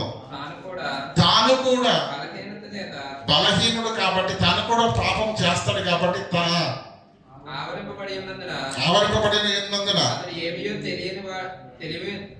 ఏమీ తెలియని వాడి ఎడల త్రోవ తప్పిన వాడి ఎడల తాలిమి చూపగలవాడై ఉన్నాడు. ఈ హేతు చేత ప్రజల కొరకు ఎలాగో తన కొరకు కూడా పాపము నిమిత్తం అర్పణను చేయవలసిన వాడై. అంటే ఈ యాజకుల సంగతి ఏంటి? ప్రజల కొరకు పాప పరిహారార్థ బలి అర్పించాలి, తన సొంత పాపాల కొరకు కూడా అర్పించాలి. అర్థమవుతుందా లేదా? అయితే మరియు ఎవడునకు ఈ ఘనత తనకు తానే వహించుకొనడు గాని అహరోను పిలువబడినట్టుగా దేవుని చేత పిలువబడిన వాడే ఈ ఘనత పొందును. అహరోను పిలువబడినట్టుగా దేవుని చేత పిలువబడిన వారే ఘనత పొందును. అటువలే ప్రధాన యాజకుడు తనను తానే మహిమపరచుకొనలేదు గాని అటువలే క్రీస్తు కూడా ప్రధాన యాజకుడు అంటే తను తానే మహిమపరచుకోలేదు కానీ నీవు నా కుమారుడవు, నేను నిన్ను కని ఉన్నానని ఆయనతో చెప్పిన వాడి ఆయనను మహిమపరచను. మిల్కీసెదెకు యొక్క క్రమము చొప్పున ఈయన నిరంతరము యాజకులు ఏ ప్రకారం ఉంటారు? వాళ్ళకు ఒక పీరియడ్ ఉంటుంది, వాళ్ళకు ఒక టైం ఉంటుంది. ఆ సంవత్సరం ముగిసిపోగానే ఆయన దిగిపోతారు, మళ్ళీ కొత్త వాళ్ళు ఎక్కుతారు, అంతే కదా. కాల పరిమితి ముగిసిపోగానే ఇప్పుడు మన దేశంలో మంత్రులు ఉన్నారు, ముఖ్యమంత్రులు కానీ, ప్రధానమంత్రి కానీ, ఎమ్మెల్యేలు కానీ, ఎంపీలు కానీ, సర్పంచులు కానీ ఉన్నారు కదా. వారి పదవీ కాలం ముగిసిపోగానే వాళ్ళు ఏం చేస్తారు? వాళ్ళు వెళ్ళిపోతారు, మరి కొత్త వాళ్ళు వచ్చేస్తారు. కానీ యేసుక్రీస్తు ఏమన్నారు చూడండి అక్కడ, మిల్కీసెదెకు యొక్క క్రమం చొప్పున నిరంతరము ఆయన ఒక్కసారే మారటం అంటూ లేదు, నిరంతరము యాజకుడిగా ఉన్నాడు. మీ అందరికి ఒక మాట చెప్తానండి. 8వ అధ్యాయం 5వ వచనం చదవండి ఒకసారి. 8వ అధ్యాయం 5వ వచనం సింపుల్ గా మీకు అర్థమయ్యేటట్టు. మోషే గుడారమును అమర్చబోయినప్పుడు ఆ పదాన్ని అండర్లైన్ చేయండి. దేవుని దూత మోషేతో మాట్లాడితే ఏమంటుందంటే, మందిరం కట్టమన్నది కదా, ఏమంటుంది అక్కడ? కొండ మీద నీకు చూపిన మాదిరి చొప్పున సమస్తము చేయుటకు. ఇప్పుడు నన్ను చూడండి, దేవదూత మోషేకు ఏం చెప్పింది? కొండ మీద నీకు చూపించిన ప్రకారంగా సమస్తము చేయు. దేవాలయం ఎలా ఉండాలి, ముఖద్వారం ఎలా ఉండాలి, గంగాలం ఎక్కడ ఉండాలి, ధూపం ఎక్కడ వేయబడుతుంది, బలిపీఠం ఎక్కడ ఉండాలి, ఏమండి పరిశుద్ధ స్థలంలో తెర ఎలా ఉండాలి, అతి పరిశుద్ధ స్థలంలో తెర ఎలా ఉండాలి, ఇవన్నీ మోషే ఎలా చేశాడు అనుకుంటున్నారు మీరు? దేవుడు వారికి ఏం చూపించాడు? దర్శనం చూపించాడు. ఏదో కనిపించింది మోషేకు, అందుకేమంటాడు? కొండ మీద నీకు చూపబడినట్టుగా. ఏమంటే నీకు అందరుగా చూపబడింది అంటే ముందుగా ఉన్నదే కదండి. ఇప్పుడు చూపబడింది అంటే అది ముందుగా ఉన్నదై ఉండాలి. నేను మీకు ఫోన్ చూపించాలంటే అసలు భూమి మీద ఫోనే ఉంటలేదు అనుకోండి, నేను ఎట్లా చూపిస్తే చెప్పండి, అర్థమవుతుందా? నేను మీకు ఈ ఫోన్ను చూపిస్తున్నానంటే ఈ ఫోను ఇప్పటివరకు నా జేబులో ఉంది, అందుకే మీకు చూపిస్తున్నాను. కొండ మీద ఆయనకు చూపినటువంటి మాదిరి చొప్పున నువ్వు చెయ్యాలి అది ఒక దర్శనాన్ని చూపించాడంటే అది ఎక్కడో ఉంది. ఎక్కడుంది? 10వ అధ్యాయం 1వ వచనం. ధర్మశాస్త్రము రాబోచున్న వాటి నేరుల ఛాయ. ఆ వస్తువుల యొక్క నిజ స్వరూపము కలిగినది కాదు. ప్రతి దాన్ని కంపారిజన్ చేస్తున్నాడు ఇక్కడ గ్రంథకర్త. ప్రతి దాన్ని యాజకుడు మెల్కీసెదెకు యేసు మోషే నాయకుడిగా మీకు అప్పుడు కనిపించాడు, కానీ పరలోకానికి నడిపించే నాయకుడు యేసుక్రీస్తు. అక్కడ అహరోను యొక్క పనేంటి? ప్రజలకు దేవునికి మధ్యవర్తిగా ఉంటూ ప్రజలు చేసిన పాపాల నిమిత్తము అలాగే తన సొంత పాపాల నిమిత్తము దేవునికి ఏం చేయవలసిన వాడైనాడు? పాప పరిహారాలతో బలులు అర్పిస్తూ పాప ప్రక్షాళన చేయవలసిన వాడై ఉన్నాడు. కానీ ఈయన మెల్కీసెదెకు క్రమము చొప్పున నిరంతరము యాజకుడిగా ఉంటాడు. ఈ యాజకుడేమో సొంత పాపాల గురించి కూడా ఆయన ఏం చేస్తాడు? పాప ప్రక్షాళన చేస్తాడు. కానీ ఈ యాజకుడు ఏం చేస్తాడు? తనే పాపములకు, అందుకే మీరు 1వ అధ్యాయం 3వ వచనం చదివారు కదా, అప్పుడు పాపముల విషయంలో శుద్ధీకరణము తానే చేసి స్వరక్తము చేత కదా నిరంతరం యాజకుడై ఉన్నాడు. గనక ఈ ఏమిటి దేవాలయంలో కొండ మీద మోషకు చూపించినటువంటి దేవాలయంలో ఆయన చూపించిన దృశ్య ప్రకారంగా నువ్వు భూమి మీద దేవాలయాన్ని కట్టు అన్నాడు. ఏమండి యాజకులు ఎక్కడ వరకు వెళ్ళవచ్చు? పరిశుద్ధ స్థలం వరకు మాత్రమే వెళ్ళవచ్చు. అతి పరిశుద్ధ స్థలములోనికి ఎవరు పడితే వారు వెళ్ళటానికి వీలు ఒక్కసారి వెళ్ళాలి, ఒక్కడే వెళ్ళాలి. ఎవరు? ప్రధాన యాజకుడు. అది కూడా సంవత్సరానికి ఒక్కసారి. ఎలా వెళ్ళాలో తెలుసా? నడుముకు పెద్ద తాడు కట్టాలి. అర్థమవుతుందా? తాడు కట్టుకొని ఆ అతి పరిశుద్ధ స్థలములోనికి ఆ పాత్రను చేత పట్టుకొని ఏమిటి నిర్దోషమైన రక్తంతో నిండినటువంటి ఆ పాత్రను పాప ప్రక్షాళన నిమిత్తం పట్టుకొని గజగజ వణుకుతూ వెళ్ళాలి. ఒకవేళ ఏదైనా లోపము దేవునికి కనిపిస్తే ఆ ప్రధాన యాజకుడు అక్కడికక్కడే కుప్పకూలి చనిపోతాడు. ఆ ప్రధాన యాజకుడిని మోసుకొని రావడానికి మరలా ఏ ఒక్కరి పాత మందులో పెట్టడానికి వీలు లేదు. అందుకే తాడుగట్టి పంపిస్తారు. సౌండ్ లేదనుకో ఏం చేయాలి? సంవత్సరానికి ఒక్కసారి వెళ్తాడు అందులోకి ప్రధాన యాజకుడు. కానీ మన ప్రధాన యాజకుడు అతి పరిశుద్ధ స్థలానికి యాజకులు వెళ్ళొచ్చు, పరిశుద్ధ స్థలంలోనికి యాజకులు వెళ్ళొచ్చు, అతి పరిశుద్ధ స్థలంలోనికి ప్రధాన యాజకుడు వెళ్ళాలి. అంటే ఈ భూమి మీద ఉన్న సంఘాన్ని పరిశుద్ధ స్థలంగా, పరలోకాన్ని అతి పరిశుద్ధ స్థలంగా పోలుస్తూ గ్రంథకర్త ఆ అతి పరిశుద్ధ స్థలంలోనికి మనందరినీ చేర్చడానికి మనకంటే ముందుగా ప్రధాన యాజకుడు ప్రవేశించాడు. అదే ఉంటుంది కింద. ఏమండి? మనకంటే ముందుగా. ఎందుకు? మనల్ని చేర్చాలి కనుక ఆయన ముందెళ్ళి ఏం చేస్తున్నాడు? మనకంటే ముందుగా అతి పరిశుద్ధ స్థలంలోనికి వెళ్ళి దేవుని కుడిపార్శ్వమున కూర్చొని ఉన్నాడు. ఆయన మనకు ఏమండి దేవునికి ప్రజలకు మధ్యవర్తిగా. ఏంటి ఈ యాజకులు ఎంతకాలం ఉంటారు? సంవత్సరం ఉంటారు. ఈయన టైం అయిపోయిందంటే ఈయన పోతాడు, మళ్ళీ కొత్త యాజకులు వస్తారు. కానీ ఈయన నిరంతరము దేవుని కుడిపార్శ్వమున కూర్చుండి ఏం చేస్తున్నాడు? మన నిమిత్తము విజ్ఞాపనము, దాన్ని ఏమంటారు? నిరంతర యాజకత్వం. మన ప్రార్థన ఏమండి పాస్ అవ్వాలంటాడు యేసుక్రీస్తు ఏం చేయాలి? రికమెండ్ విజ్ఞాపన చేయాలా వద్దా? మనకు ప్రార్థన ఏమైనా శక్యం అనే శ్రేష్టమైన ప్రార్థన ఎలాగ చేయడం మనకు తెలియదు. కానీ దేవుణ్ణి మెప్పించేటట్టుగా మన పక్షాన విజ్ఞాపన చేస్తున్నది ఎవరు? యేసుక్రీస్తు. మరి ఈరోజు యాజకుల పని ఏంటి? మీ అందరికి అర్థం కాదండి. ఇప్పుడు పూజారులు ఉంటారు కదండి గుళ్ళో, వాళ్ళు ఏం చేస్తారు? దేవునికి ప్రజలకు మధ్య నుండి ఏం చేస్తారు? అదే యాజకత్వం అంటే.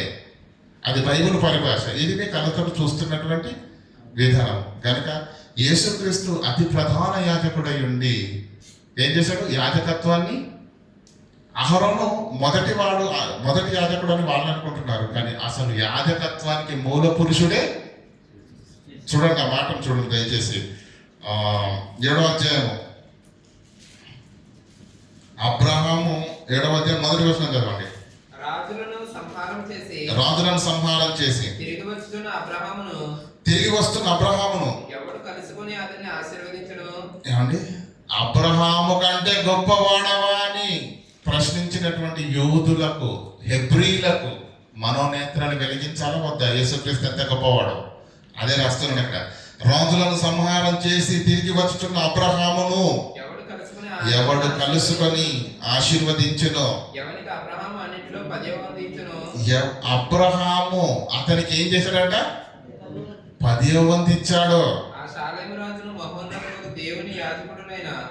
ఆ షాలేము రాజు మహోన్నతుడైన దేవుని యొక్క యాజకుడు మెల్కీసెదెకు. 4వ వచనం చదవండి. ఇతడెంత ఘనుడో చూడండి హెబ్రీలారా, యూదులారా. ఇతడెంత ఘనుడో ఒక్కసారి చూడండి. మూల పురుషుడైన అబ్రహామే అతనికి కొల్లగొన్న శ్రేష్టమైన వస్తువుల్లో 10వ వంతు ఇచ్చెను. అబ్రహాము కంటే గొప్పవాడవా అన్న యూదులకు యేసుక్రీస్తు యొక్క ఔన్నత్యం తెలపడానికి ఏమని చెప్తున్నాడు తెలుసా? ఆ అబ్రహామే సాష్టాంగ నమస్కారం చేశాడు రా అబ్బాయి. ఎవరికి? ఇతడు ఎంత గనుడో చూడండి. మూల పురుషుడైన అబ్రహాం అతని కొల్లగొన్న శ్రేష్టమైన వస్తువులు 10వ వంతు అతనికి ఇచ్చెను. మరియు లేవి కుమారులలో నుండి యాజకత్వము పొందిన వారు తమ సహోదరుడు అబ్రహాము గర్భవాసం నుండి పుట్టినను ధర్మశాస్త్రం యొద్ద ధర్మశాస్త్రం చెప్పిన వారి యొద్ద అనగా 10వ వంతు పుచ్చుకోవడం వారు ఆజ్ఞ పొంది ఉన్నారు. కానీ వారికి సంబంధించిన వంశావళి లేని వాడై మెల్కీసెదెకు అబ్రహాము వద్ద 10వ వంతు పుచ్చుకొని వాగ్దానం పొందిన వారిని అబ్రహామును ఆశీర్వదించాడట. ఎవరు? మెల్కీసెదెకు. మెల్కీసెదెకు ఎవరు? మనందరికీ బాగా యేసుక్రీస్తు కదా. అంటే వీరు ఏదైతే గొప్పది అని అనుకుంటున్నారో దానికంటే మరి శ్రేష్టమైన వాడు యేసుక్రీస్తు అని అన్ని విషయాల్లో అందరితో కంపారిజన్ చేస్తూ ఈ యాజకుల కంటే, మోషే కంటే, అహరోను కంటే, దేవదూతల కంటే యేసుక్రీస్తు మహోన్నతుడు అని చెప్పి అన్ని విషయాల్లో యేసుక్రీస్తును గణపరుస్తూ మరి గ్రంథకర్త చేసినటువంటి ప్రయత్నము వారందరికీ కనువిప్పుగా మరి మారింది కనుక ఈ పత్రిక రాసిన తర్వాత మరి అనేకులు మరలా క్రీస్తు యొక్క స్థిరత్వంలో నిలిచి వారు సందిగ్ధంలో ఉన్నటువంటి ఆ అపోహలు వారు చేసిన మాయబోధనంతటిని పక్కన పెట్టి క్రీస్తు యొక్క ఔన్నత్యాన్ని స్పష్టంగా గుర్తెరిగి మరలా విశ్వాసం అందు వాళ్ళు బలంగా నిలదొక్కున్నటువంటి పరిస్థితి ఏర్పడుతుంది పిల్లరా.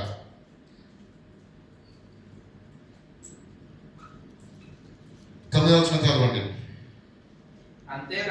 అంతేకాదు ఒక విధముగా చెప్పిన ఎడల 10వ వంతులను పుచ్చుకుని లేవియు అబ్రహాము ద్వారా దశమాంశములను ఇచ్చెను. ఎలాగనగా మెల్కీసెదెకు అతని పితరుని కలుసుకున్నప్పుడు లేవి తన పితరుని గర్భంలో ఉండెను. ఆ లేవి యాజకులైనగా ప్రజలకు ధర్మశాస్త్రం ఇయ్యబడెను గనుక ఆ యాజకుల వలన సంపూర్ణ శక్తి కలిగిన ఎడల అహరోను క్రమములో చేరిన వాడని ఆ యాజకుల వలననే సంపూర్ణ సిద్ధి కలిగినట్లయితే కొత్త యాజకుడు రావాల్సిన అవసరం ఉందా? లేదు. కానీ మెల్కీసెదెకు ఎందుకు వచ్చాడు అంటే వీరు ఛాయారూపకంగా ప్రతిదీ దేవుడు ప్రారంభించిన ప్రతిదీ ఇశ్రాయేళ్ల దగ్గర నుంచి అది మందిర నిర్మాణమే కావచ్చు, ధర్మశాస్త్రమే కావచ్చు, ఆ మందిర నిర్మాణంలో ప్రతి వస్తువు భవిష్యత్ తరాల్లో ఉన్న మనందరికీ ఏదో గుణపాఠం చెప్పడానికి ఛాయారూపకంగా మనకు ఈ కళ్ళకు కనిపిస్తున్నాయి ఆత్మీయ బోధను చేయడానికి. గనుక ప్రియులారా, మందిరం అక్కడ యేసుకు మోషే గారికి కొండ మీద చూపించినటువంటి క్రమం ఏదైతే ఉందో దేవాలయాన్ని నువ్వు ఇలా కట్టాలి, మందిరం నువ్వు ఇలా కట్టాలి అని దేవుడు చూపిస్తున్నటువంటి అది ఎక్కడుంది? పరలోకంలో ఉంది. అది నిజంగా అక్కడ ఉంది. ఇక్కడ ఏంటి? ఛాయ.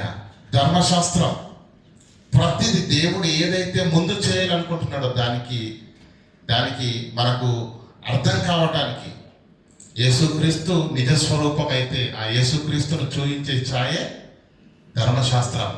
అహరోను యేసుక్రీస్తు నిజమైన ప్రధాన యాజకుడు అయితే అహరోను కాపీ. అంతే కదా. భూమి మీద భౌతికమైనటువంటి ఈ తాత్కాలిక జీవితంలో ప్రజల పక్షాన వహించేటువంటి యాజకుడు ఈయన ఎంతకాలం ఉంటాడండి? తాత్కాలికమే ఉంటాడు.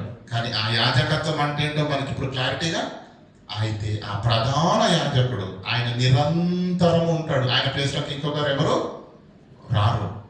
ఈ యాజకుడు చేసిన పాపాలను కూడా పాప ప్రక్షాళన చేయాలి, బలులు అర్పించాలి. కానీ ఈ యాజకుడు తన స్వరక్తముతోటే పాప శుద్ధీకరణ మనందరికీ చేసి నిరంతరము యాజకత్వాన్ని పొందుకుని దేవుని కునిపార్శ్వమున కూర్చొని ఉన్నాడు. ఏ ప్రార్థన చేసినా ముందు అక్కడికి వెళ్తుంది. ఆయన సిఫారసు చేస్తేనే తండ్రి యొద్దకు అర్థమవుతుందా? ఈయన నిరంతరం యాజకుడుగా ఉన్నాడు. ఈయనను మించినటువంటి వాడు ఈ ముల్లోకరులు ఎవరు లేరు. కనుక మోషే కానీ మోషే కంటే గొప్పవాడు, అహరోను కంటే గొప్పవాడు, దేవదూతల కంటే గొప్పవాడు. అబ్రహాం అని మీరు సంకలకరిస్తున్నాడు. మీరు ఇతడు ఎంత గనుడో చూడుడి. మూల పురుషుడైన అబ్రహాము ఏం చేశాడు? సాష్టాంగ పడ్డాడట. ఆ అబ్రహామును ఈయన ఏం చేశాడట? ఆశీర్వదించాడట. ఈ అబ్రహామే అతనికి 10వ వంతు ఇచ్చాడు. అదేంటండి యాజకత్వము ఈ లేవీల తర్వాతగా స్టార్ట్ అయింది.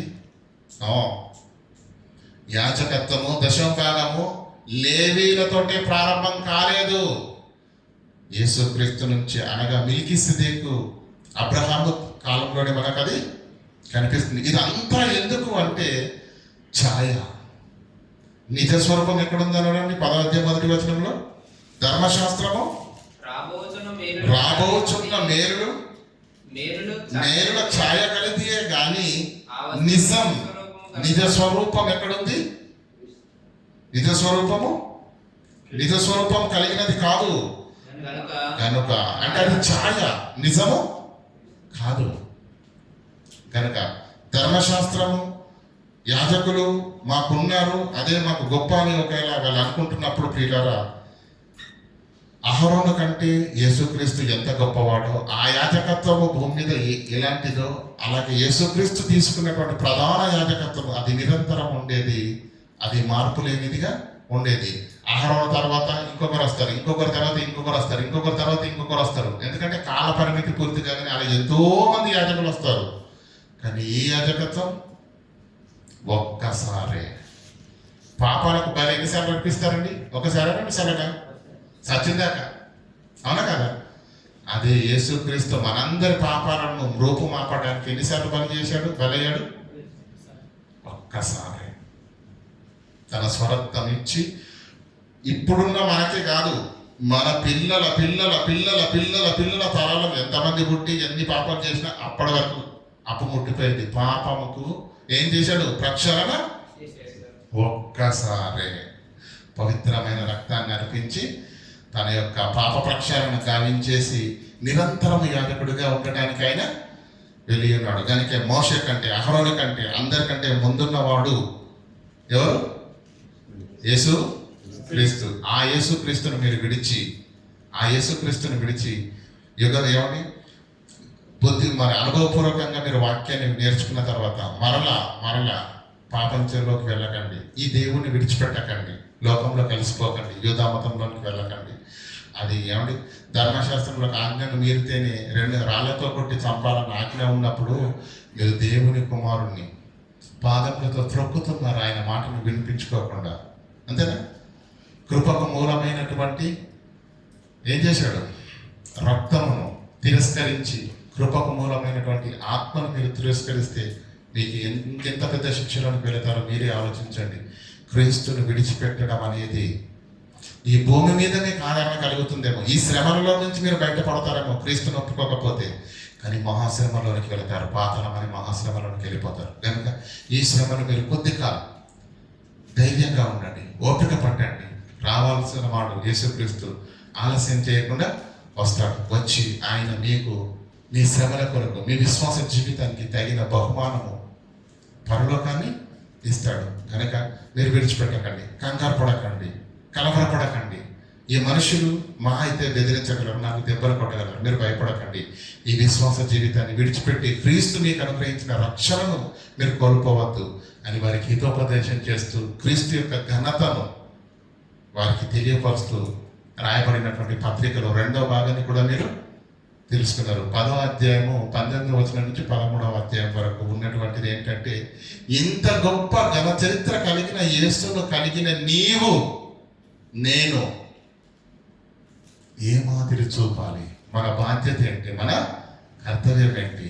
అది వారందరిలో ఉన్నటువంటి భక్తిని ఉవ్వెత్తున లేసేటట్టుగా ఒక యేసుక్రీస్తు ఎలా బ్రతికాడో చూపించాడు. ఆ క్రీస్తును నమ్ముకున్న నీవు కూడా అలాంటి భక్తినే కనపరచాలి అని భయముతో, గుబులతో, నేను క్రైస్తవుడనని చెప్పుకొనడానికి కూడా భయపడుతున్న వారందరిలో ధైర్యాన్ని నింపడానికి ఒక్కసారి మీ పూర్వపు దినాలను జ్ఞాపకం చేసుకోండి. క్రైస్తవుడి జీవితం అది కాదు. శ్రమలతోటైనా హింసలకైనా కానీ ఏం చేయాలి? దేనికి భయపడకుండా క్రీస్తు యొక్క శిలువ త్యాగము వ్యర్థం కాకుండా, క్రీస్తు యొక్క శిలువ త్యాగము మహిమపరచబడేటట్టుగా, ఆయన యొక్క త్యాగముకి అర్థం ఉన్నది అన్నట్టుగా అనేక ఆత్మలు రక్షించబడాలి. ఆత్మలు రక్షించబడాలంటే క్రైస్తవుడు తన యొక్క బాధ్యతను నిర్వర్తించాలి.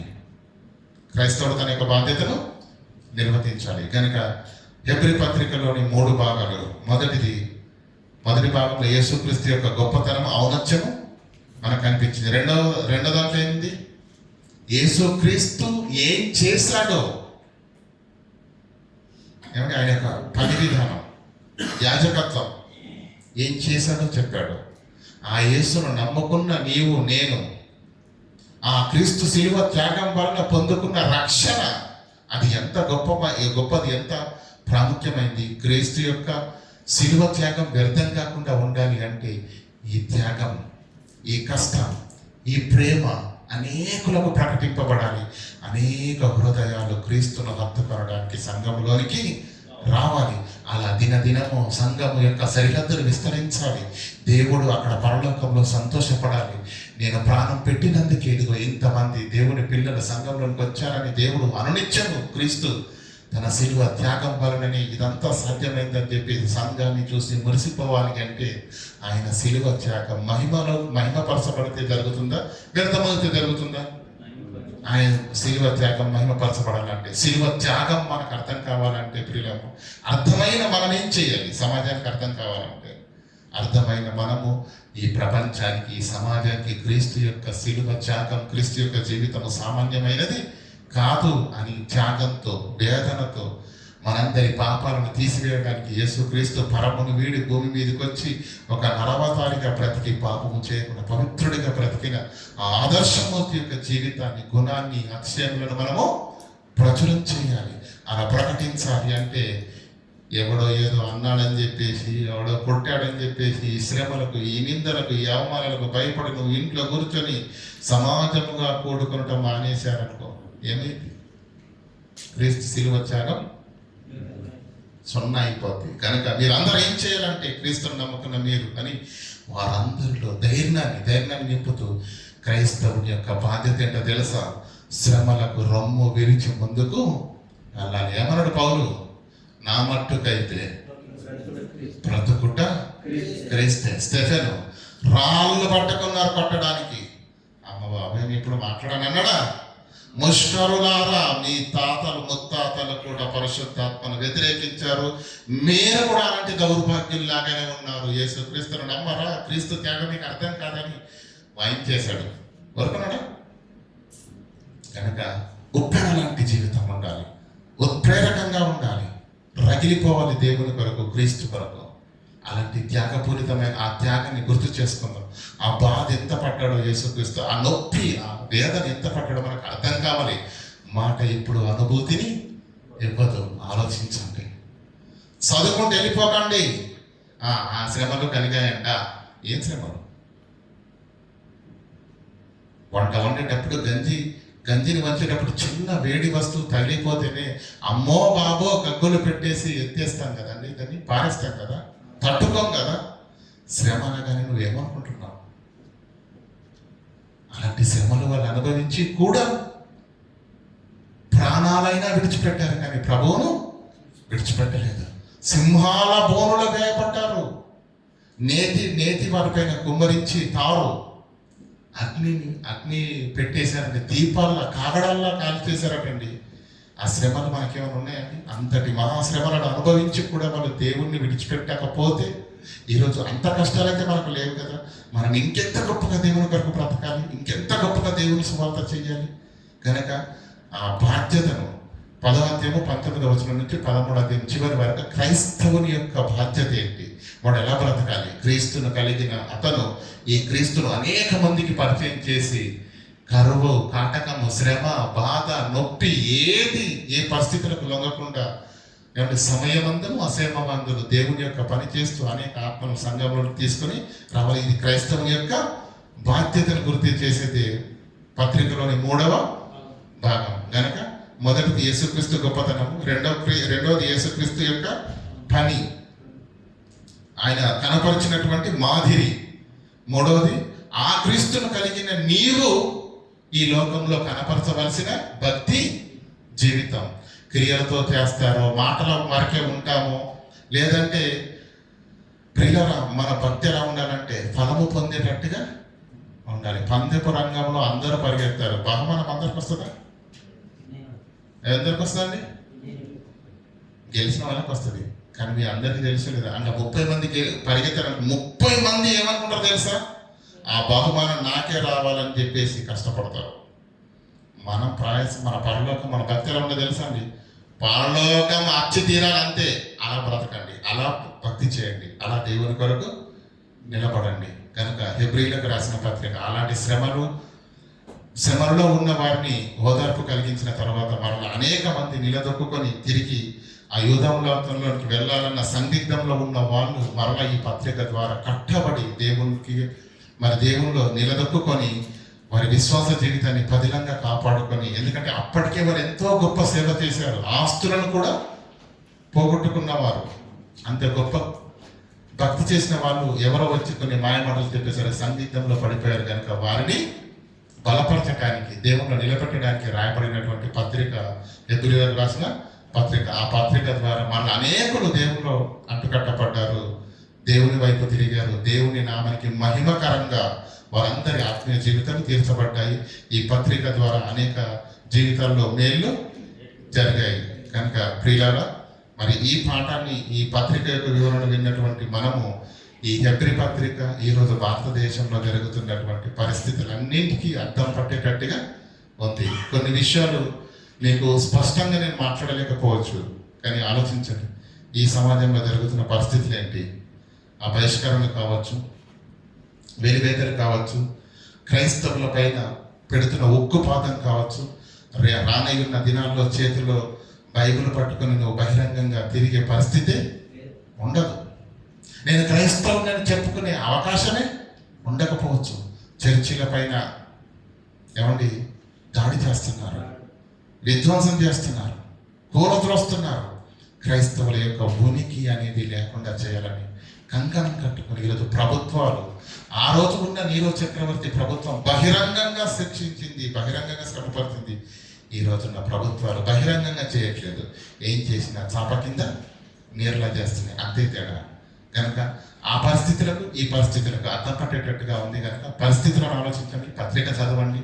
ఈ చెప్పినటువంటి 3 పాటలు మీరు విన్నారనుకోండి, చక్కగా అర్థమవుతుందని నేను అభిప్రాయపడుతున్నాను. కనుక విన్నటువంటి మాటలు నిష్ప్రయోజనం కాకుండా మీ హృదయాంతరంగాల్లో నాటుకొని పత్రిక యొక్క అనుభవాన్ని మీరందరూ గ్రహించాలని మరొకసారి ప్రభుపక్షంగా మనవి చేస్తూ ఈయన మాటలు ముగిస్తున్నాను. ప్రార్థన చేసుకున్నాను. కనికరంగల దేవ, కృపవంతులైన మా తండ్రి, మీ పాదాలకు వందనాలు తండ్రి.